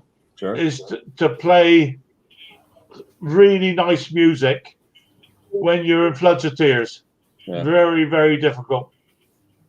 But there we go. He's a good man. Yeah, my future son-in-law is actually the music director at his church. He actually directs all the other people with their instruments and all that. Yeah, I do like music. Well, you know, I think being able to play makes a difference as well. Mm-hmm. Mind you, like everything else, it's not easy to learn. But some people though just pick it up naturally. Like my kid, my son-in-law. I mean, they'll just pick up a guitar and whatever you want, they'll play it. You know? Yeah, I think people can do it by ear occasionally, but they are few and far between. Yep. You know, I mean, I learned the hard way: practice, and practice. You know, and I guess it's almost the same now about lawnmowers. Well, I used to say that in the United States. How do you get to Carnegie Hall? Practice. Absolutely right. Yeah, it's no other way. But, and that's often not much fun, actually. Funny enough, practicing is not much fun. But although I quite enjoy taking off nuts and bolts and trying to work out why things don't work. And one of these days, I'll get it sussed. Yeah, at least you got. Tom, you on a phone call? Here you go, mate. Yeah, it's a customer. Scroll. Did anybody see Phil's video today talking about irate customers? Phil's small engine, he did that about this customer that made him and his boss drive out in a snowstorm to the guy's house because he complained that they fixed his snowblower and it wouldn't work. Turns out there was no gas in it. Okay. Oh no. And I said, I had that once. I drove 40 miles and the guy had no gas. I charged him. And if they're like, oh no, we couldn't charge. What do you mean you couldn't charge? Middle of a snowstorm, you're in the middle of your day of work, you drive out there and the guy's got no gas. Then he puts in old, stinky gas. They drive out, get a whole new can of gas for him, drain the old out, put the new in, and then don't charge him? No. No. And then to put at insult to injury, they fixed the mower like 3 months prior. So it wasn't even as if they just fixed it, Yeah. Those customers, because you'll probably never see the guy again. Exactly right. Yeah, I know. I was talking to Mick earlier on today, and he said something very similar. Like he done something for a guy that questioned the cost. It makes it okay, no problem whatsoever. Just leave it here and I'll sell it. It's there you go. You're not going to pay. Just like Henry Ford said, there's an ass for every seat. There is. Yeah, that was one of the tests for cars. They did the bum wipe. They did that on the seats, and they had one of these test rigs, a pair of with denim, trying to get it to rub it on the seat to demonstrate getting in and out of the car. And it had to do so many thousand bum wipes. Oh, okay. Well, I remember years ago, Phil, when they came out with Armor All, you never put that on your bench seat because you'd be banging into the passenger door panel when you got in your car. Yeah, especially was it the old the bench leather bench seats? Yeah, that's the ones. Yeah, I mean the bench seats were great when you had your honey next to you, but if you had the Armor All on the seat, you go around a corner, bang, you go against the you passenger. end up on the wrong side of the car, steering it like this. Yeah, you're always turning right, so she'd be against you. Yeah, just pop it on just pop it on hold. I got to feed the dogs. Ken, you're in charge. Uh-oh. Again? Free giveaways. Oh, lost the horse. It's a Ken show. Uh-oh. What are you working on, Park Nest? Anything? No car videos? No. No. No, I've not made any videos for a while, so I'm going to drop down to one upload a week. So You still got that BMW? Yep, I still got it, yeah. It's a bit less bent. I saw the video. Still quite a way to go.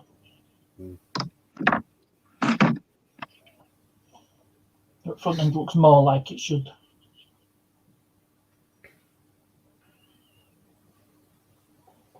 I've got a big Viking here, Viking 755. Got to sort that one out. That's a nice mower. Is that a tractor or push mower? Say again. Is that a push mower or a tractor? No, it's self-propelled, but it's commercial. It's a commercial mower. I picked it up the other day for 15 quid. Wow. Right. I wish we had the rollers here like you guys have, those rear roller propeller. I like that. Oh, that video I put a video out the other day of me mowing a couple of lawns where I work and scarifying them. I used the Qualcast cylinder scarifier that I restored last year, and it works superb. That scarifier, though, usually when I hear the word scarifier, I'm thinking of like the tines that rip up the dirt. Yeah. Is that okay? Yeah. But the Qualcast, you can check that out and put the cylinder in for cutting the grass as well. So use it like a dethatcher or something, if you will. Pull out all the old dead grass. Yeah, pulls out all the rubbish out of the lawn. Huh. That's cool. Because I work for a couple of holiday firms, and they like the grasses to look nice for the year, so. You know. Phew. Dog's fed again. There we go. Excuse me. We've raffled your house. £1 million giveaway. We got to get you a dimmer switch for that light bulb, Phil. What's that, mate? You're very bright. I might. Sorry, hang on. And I don't just mean your brain. I mean your tone. That's not bright. How about, is that better? You look foggy though. It looks like you're in a smoking lounge. I don't know. Yeah, I don't know why. It might be the lens on the camera's never been cleaned, mate. That's all right. It's, no worries. We know what you look like. Yeah. Well, at least I got the right T-shirt on, mate. There you go. Next time, Phil, I got to remember Monday's Monday. I got to remember that. Make sure the wife does the laundry. Yeah, have a word with the missus. Yeah. Make sure that shirt's clean, my girl. You feel the back of my hand. I made the effort. Oh, that's a nice one. Yeah, look, partner. See that? Yeah, look. The trendsetter. Tom, it's about time you got going as well, boy. Oh, what is that? Is that a posh? Hang on there, partner. Hang on, mate. Oh, hang on. We're going to show. Uh-oh.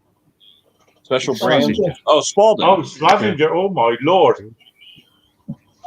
Or is that Slazenger? Yeah, it's a well-known brand. Yeah, the tennis company. Yeah. Like, does mine count as Marks and Spencers? Oh, Marks and Spencers is no slouch. Yeah. eBay. eBay. Get out of it. Yeah, fix it goes on eBay. There's no tags on them. That's all. Yeah, Marks tags and Spencer's removed. died in Yorkshire. For the market stall in Leeds. That's where Marks and Spencer started. I used to hate that, Phil. Growing up, the tags used to itch my neck so bad, and my mother would get pissed off because every time I'd tear the tag off, it'd rip the shirt.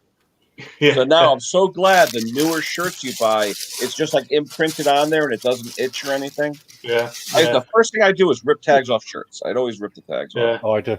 I can't stand Took me years to find out what that little tag was on the back. You know, it's like a little loop. Yep. I never knew what that was for until a few years ago. What do you mean, to hang it up? It's to hang it up. Yeah, I never knew that. When you think about it, of course, yeah, it makes sense, but I didn't know.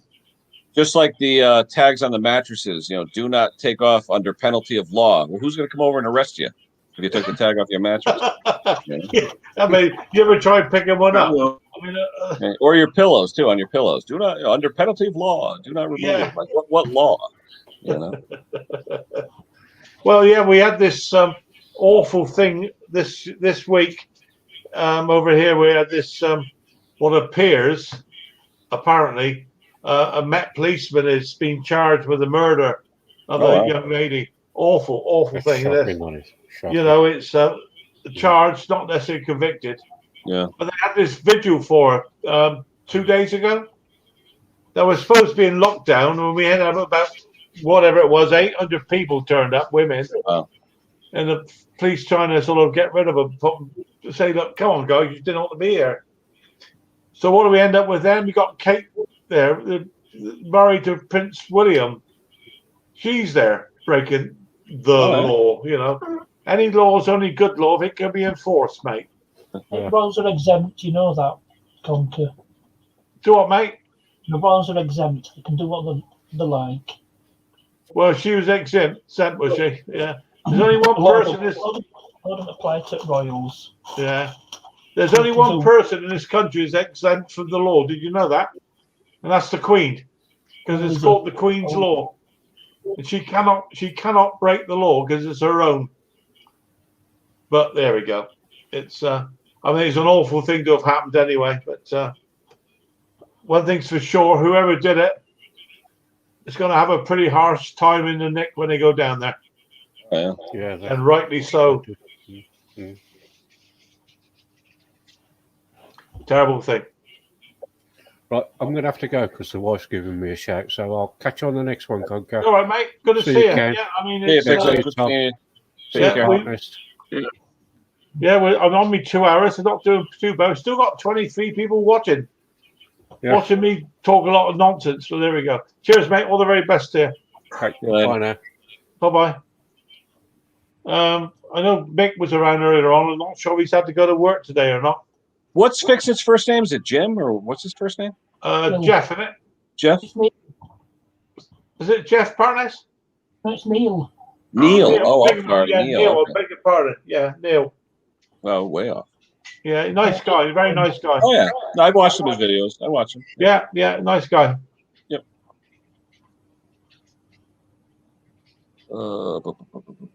Solder has to cut the label off the daughter's coat. Yeah, one of my kids was like that too.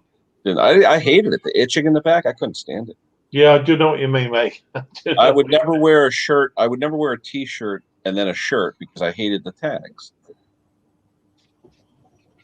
Yeah, I must admit, over in America, you guys tend to wear a sweatshirt, a T-shirt, whatever, and a shirt on top. I don't. I've never done that. To me, especially in the summertime, I mean, I'll sweat through it in 5 minutes. Yeah, I was going to say it must be hot to do that. Whatever. To me, it has to be 100% cotton shirt. Like Egyptian cotton. I'll pay extra if I'm wearing a button-down shirt. 100% cotton. It has to be. Got to be cotton. Yeah, or even linen. But, Yeah.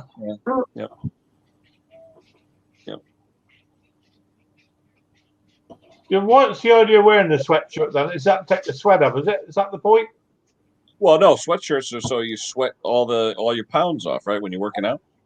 Well, yeah, I call it sweatshirts, like the T-shirts they wear underneath the shirts. Yeah, no, it was undershirt. Undershirt, all right. T-shirt. Well, T-shirts is in the shape I'd be of a T, sweating my but, goolies off by then. Undergarment. Undergarment. Yeah. I'd be, Listen, old man. If you want the Queen's English, undergarment. yeah, I'd be sweating me doodads off, I think, if I was doing that. Here you go. Martin Ryder. Hello, Martin. So have you finished all your snow now, Ken, or is it still over there? Well, we had some flurries yesterday, but for the most part, yeah, there's not. It's going to be rain and everything else. I mean, Thomas was saying it was what 17 at your house, Tom. It's pretty cold. Yeah. What'd you get for snow yesterday, Thomas? Did you actually get anything or just flurries? Actually, I got an inch that melted. Oh, well. Yeah, today the sun is really strong, but it's cold and windy today. But the sun, the sun is bright. Look at it. I got sun all over me, but it's really bright. Yeah. We've had some really nice weather today, actually, over here. I mean, well, certainly down this. Where are you two, partners? You up north, south, or west, mate? Yorkshire. Where to? Yorkshire. Okay. So it must have been up your end because it's a fair bit north up from us. It's been sunny today. Yeah, it's been a beautiful. We've had some beautiful weather. Mrs. That been out there in the garden and one thing and another. Hey, Tommy.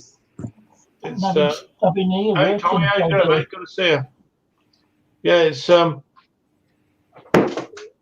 bought her a strimmer, one of these Flymo strimmers. She couldn't get on with the petrol one. She couldn't get on with that one. So no comment from Mick on the word Flymo. No, I haven't told him. That's why. But it's as always, you buy the thing, and I said earlier on, I bought this second hand. I paid 15 quid for it. It says only been used twice. Yeah, right. That's used the one that had no string in it or something? That's the one, yeah. That's the last piece. Oh, Lordy, yeah. That's more like dental floss than string trimmer. Well, it's pretty powerful stuff, actually. I wouldn't want to... I couldn't snap that. I really couldn't. Is it round or is it like the diamond shape or what? Because I think that's a pretty weird shape. Actually. Yeah, it's. Some of the newer ones are like diamond shaped. Yeah, I don't know if you probably can't pick it up, but. Oh, it's twisted. Yeah, it's twisted. It's really strong stuff. Mm-hmm. But of course, obviously, only hit a piece of rock or whatever, and it soon snaps. But it's what they call it. They say it's an auto feed. No, it isn't. You still got to press the button. You know.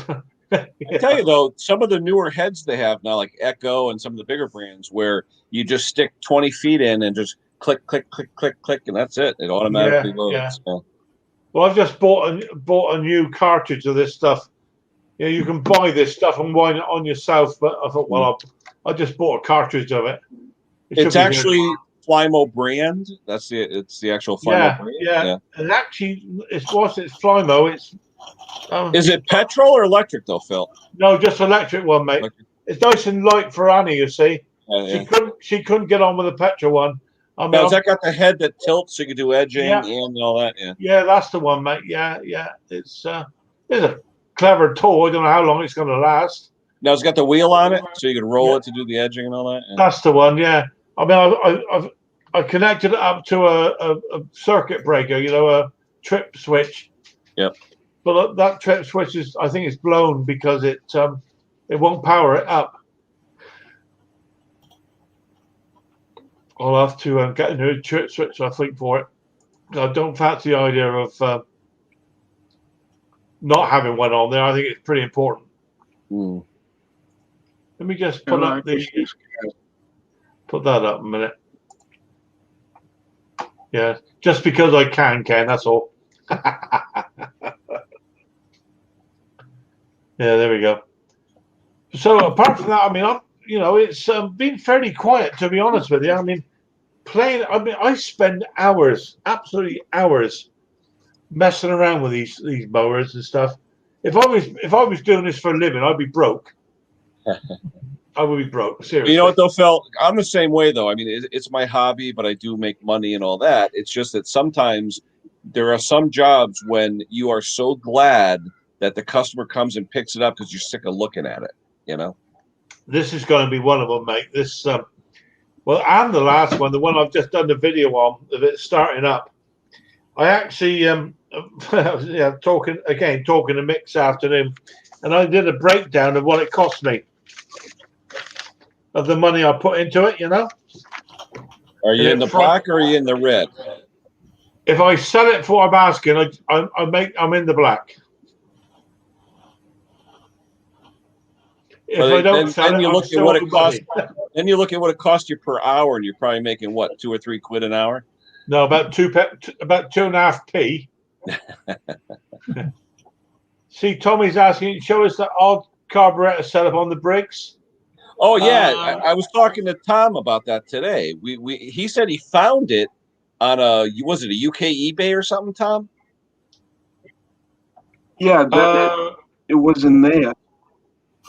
The one that Mick had yesterday with the 2 pipes coming out, like one was a vent or something. Yeah, he did say, but it's like a vent tube or a vacuum tube coming out. Yeah. But no one could find out exactly what it was or where it was. I was trying to look up a parts list for it, and the only thing that came up was a German website. So I it's got to be a German variant. Yeah, German machine. Yeah, you're right. Yeah. But I still have it. In fact, Thomas and I were looking today to try and find it online. He said he saw it on a UK eBay. I went on a German Briggs site, and I couldn't find any carb on there that had 2 nipples, one for fuel and one for return, or one for vacuum. I couldn't find one. It was just a breather pipe. I don't know. It's weird though. I've never seen that before. Because it almost looked like a quantum engine, you know? Actually, I looked on their website, and other new models have a Briggs & Strata engine on them. Yeah, I saw that on the Sabo because John Deere made the Sabos, and you could see. But a lot of them, I went to the Sabo German website and it showed the Briggs engine, but I was looking for one that had the carb on the right side because a lot of the newer engines have the carb on the left side now. You know, as you're standing behind the mower. So all the ones I looked on, I saw those, but none of them had double tubes, and I couldn't find it. I see Tommy Handler's put on here. Can you show us the odd carburetor setup on the Briggs? I'm not quite sure. I think that's the one he's talking about, isn't it? The one with the 2 tubes? Is that the one you're talking about, Tommy? Yeah. The one that Mick had yesterday on his stream? Or a different one? Is that you, Tommy? Tommy, is that putting you on the comments? No. It's Tom Hanlon. Different Tom. Yeah. I'm not quite sure what he's looking for. The odd carburetor setup on the Briggs. Yeah, I'm thinking it's the one that Mick showed yesterday. You know, the one with that extra, looked like a vent tube or something. Yeah. Of course, the plastic Briggs carburetors, they've got a vent on the side of them as well. That little white nipple. That's the one. Yeah, that acts as a mounting as well as a vent. Yeah. Or if you have the primer, it acts as part of the primer system. Yeah. My setup was unusual. What setup? Oh, on the one you had with the video today? Your video today, maybe? What have I done today? I know. You did the pull start today. I did a pull start, yeah, just to show the that one finally got going. That's the only one I've done today. And that was which one? That was the McCulloch, right? Yeah. I always think they're a pretty mower. You know, the black and yellow color scheme. Like a bee. Yeah. I think it's like a classic color scheme. I quite like them. I'm not sure what Tommy looking at, but if I can help Tommy, I will. More than happy to. If I can, I know a couple of guys here can.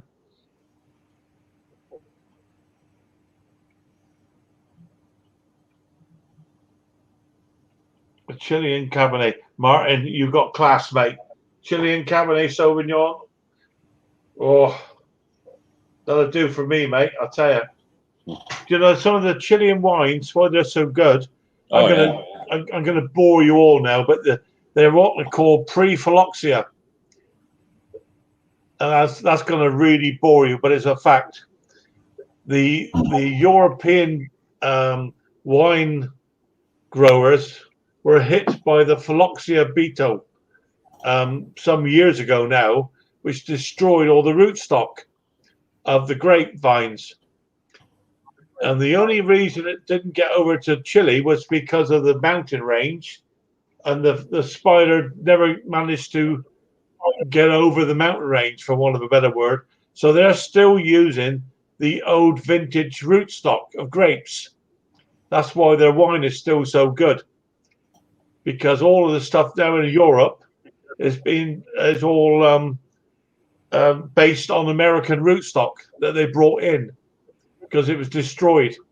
You know, how's that for useless information? Total useless information. But it's a fact. While on that subject, was it little do a Chilean white, the Pedro Jimenez?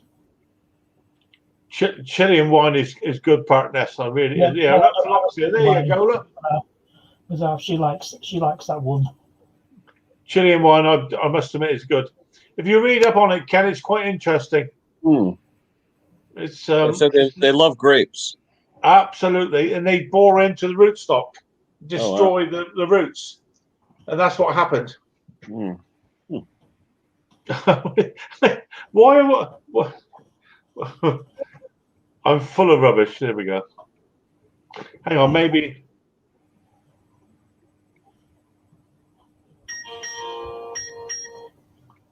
The mountain bracket. Absolutely right, Tommy. Yeah, that's the yes, the never-ending tobacco on the mountain bracket. It the ones that normally have like an adjustable or a fixed mounting for the springs for the carburetor governors, but the one that I had should have been fitted with a plain bracket that a spring went onto a tab, but for whatever reason didn't have one. Anyway, the one that was fitted I managed to adjust with the aid of a hammer, hacksaw and brute strength. So what actually works very well. It just took a long time to suss out exactly where to bend it and why and how. But it works fine now, actually. But you're quite right. It was a bit unusual. Story of my life, I tell you.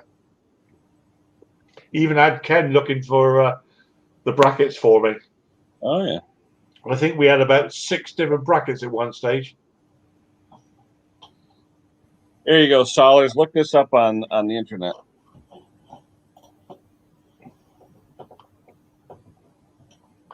Hang on, Nick. What we got there? This. Hang on a second. We got Park Nest. What we got? You got a Hoover? Action. Oh, that's your wine. Can you bring it a bit closer, mate? I thought it was a Hoover when I saw the shape. Yeah, so did I. Oh, I'm just going to hang on, mate. Get a reflection off. Yeah. What is that, Chilean? Oh, yeah, from Riddles. Hey, that's a good price, mate. Oh, that's cheap. Wow. That's a good price. $4.29 for that. Wow. Yeah. Thanks, mate. That might be worth having a pop down the road to see what they've got there. I know that they also have at Lidl's, they have South African wines, which are so expensive in South Africa. We were over, you probably know we were over there last Christmas. Not this Christmas, just gone, one before. We spent Christmas in South Africa. I went over for a friend's wedding. And I must admit, I vowed, declared never, ever, ever to spend Christmas away from home again. I missed home and friends terribly, even though it was a lovely holiday. But I really missed our friends. Awful it was. Hang on, mate. Let's bring you up. Let's have a look. Sauvignon Blanc. Even cheaper. Good stuff, mate. That's Sauvignon. What's that, mate? That's a good price, Sauvignon Blanc. Yeah, for a white.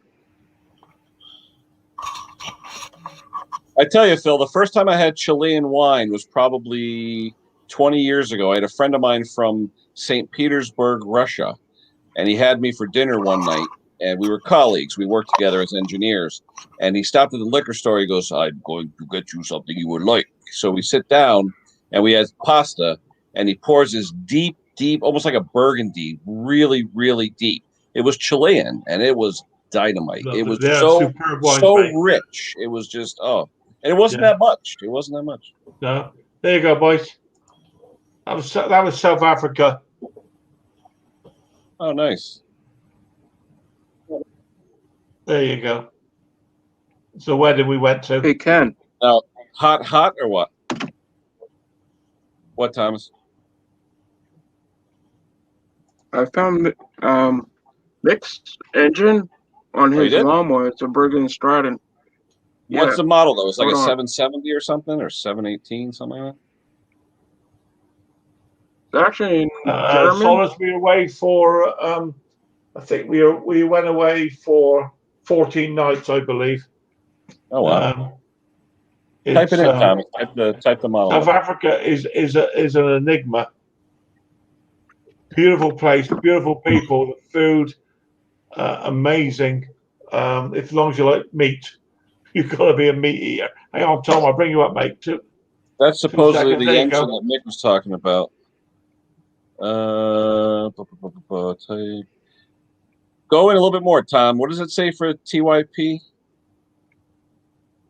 98,770? 99,700. 99,700. Yeah, 99,700. Yeah. Yeah, that's what he said yesterday. Yeah, 99,700. But I couldn't find a picture of the carburetor, though.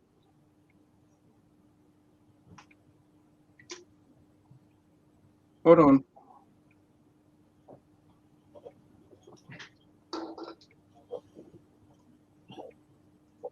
That's the one that Mick's got with that strange carb, yeah? Yeah, I'd love to see a picture of the carburetor just on its own, you know? Dirt Rider saying, gotta bring that up, guys.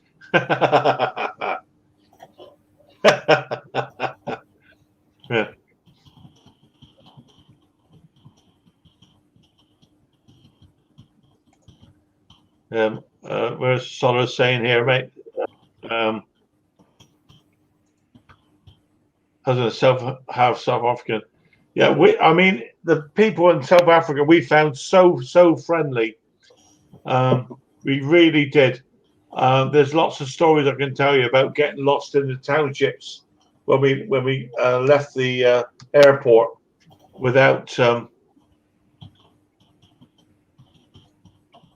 a sat nav, and it took us 4.5 hours to do a 3/4 of an hour journey to Stellenbosch. And we went through all these townships that you're told don't go there. You know, it's dangerous, and it probably was. But hey, we got away with it. But the people we found in South Africa are very friendly, really nice people. Absolutely beautiful country, amazing place. The food I personally found was you had to eat plenty of meat. They're real meat eaters. Their seafood was superb, though. We tried to do is it Loaf Mountain? Is it Loaf Mountain? Sugar Loaf Mountain? It was called whatever. Table Mountain.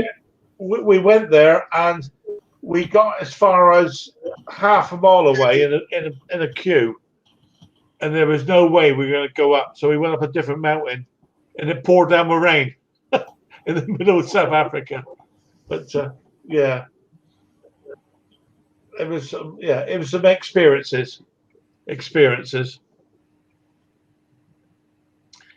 Recommend it, but not for Christmas because I miss my friends. Terrible, they're awful. Really missed them. Any of you guys been away for Christmas? Nope.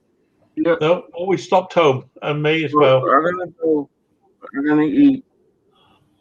It's. Have you been away from home, Tom, for Christmas? No, I'm gonna go eat dinner. All right, mate. No problem. Cheers, mate. You have a good one. Nice to see you, mate. As always, you take care. Right. So, Oh, there you go, mate. Sorry, partner. There you go, mate. There you go. no problem. Yeah. So it's never again will I go away for Christmas. I know a lot of people love to do it because it all gets done for them and stuff, but oh wow, it was weird. It was 36 degrees in the shade sat by a swimming pool eating in a barbecue Christmas Day. It was just weird. Yeah, I gotta have snow on Christmas. I found the parts list, Thomas. I actually found. Tom has just gone down, mate. Yeah, no, the parts list. I found it, so I'm gonna look up the carburetor that's on the parts list and see if it does anything. It doesn't. The picture shown in the parts list doesn't have 2 tubes though. Right. Okay. I might have to turn up when I look at those parts nests you've showed me, Ken. I might end up having to turn up a couple of those spacers, from what I can see. I'm going to see if I can find a video on one of those webs to see if it shows someone taking the wheels apart. Well, if you could find one, you'd be a better man than I am. That's a fact. So you said you had left and right wheels. Do they have like the ramps on them, like you would override like a gear or something on each one, or what? Well, the wheels were either side, or they were just a wheel with the drive splines on them on the inside. Yeah, the drive cog.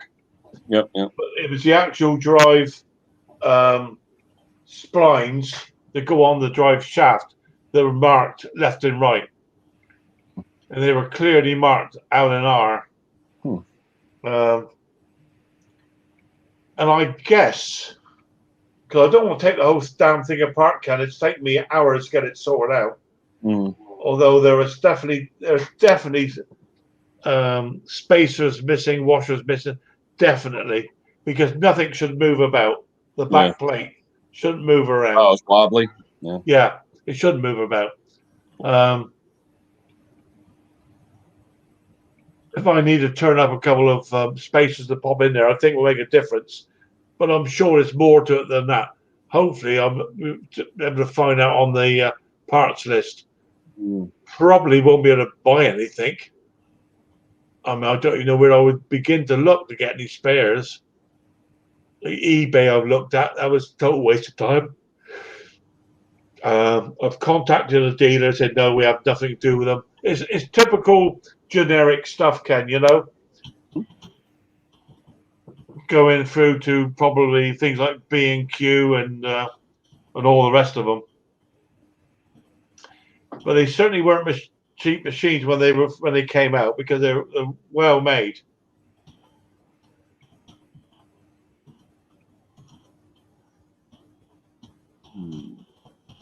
I found the part numbers for the carburetors, but nothing's coming up with full tubes. We'll find it someday, because it definitely exists. Oh, sure, yeah. See, Solid said her father-in-law had to come over from South Africa's apartheid.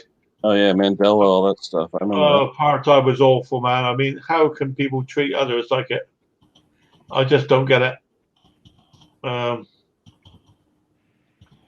Yeah, I don't get it.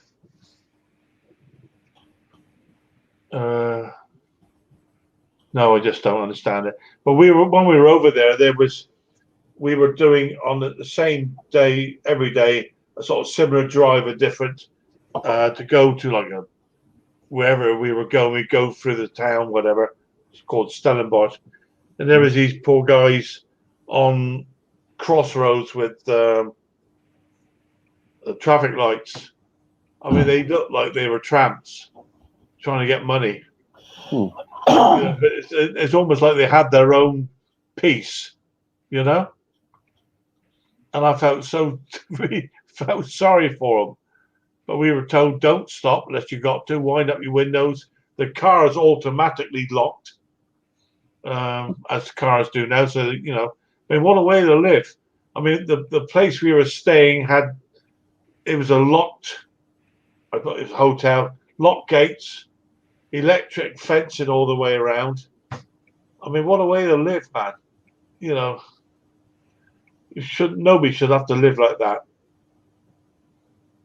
And we tipped the guy on the gate. We looked after him because he had an awful job, just sat there all day.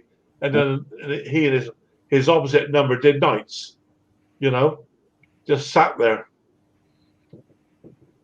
Amazing place. And I know me mate who we went over there with. He's going back again. His son got married to a South African girl. That's the reason how we went there.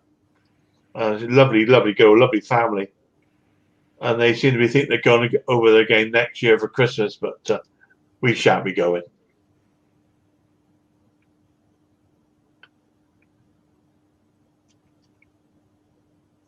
Well, all right, we're going to wrap it up there, Ken, unless you find something, mate. I'm still looking for these stupid carburetors. I don't know. Now I got a project for tonight. Your wheels and this carburetor. Yeah. Well, you've got my email address anyway. Oh, yeah. All right. Well, thanks for having me up, Phil. Yeah, well, thanks, Ken, for coming up. And Partners, thank you for coming over, mate. Good to talk to you. Everybody on the comments, appreciate everybody's comments and everybody's been up tonight. I'm sorry I bore people with my meanderings, but hey ho, things are never going to change anyway. You guys, you stay safe. Speak to you soon. Okay, guys. See you later. Night, partners. Bye bye. Bye bye. Partners. Bye. Cheers, Ken. Cheers.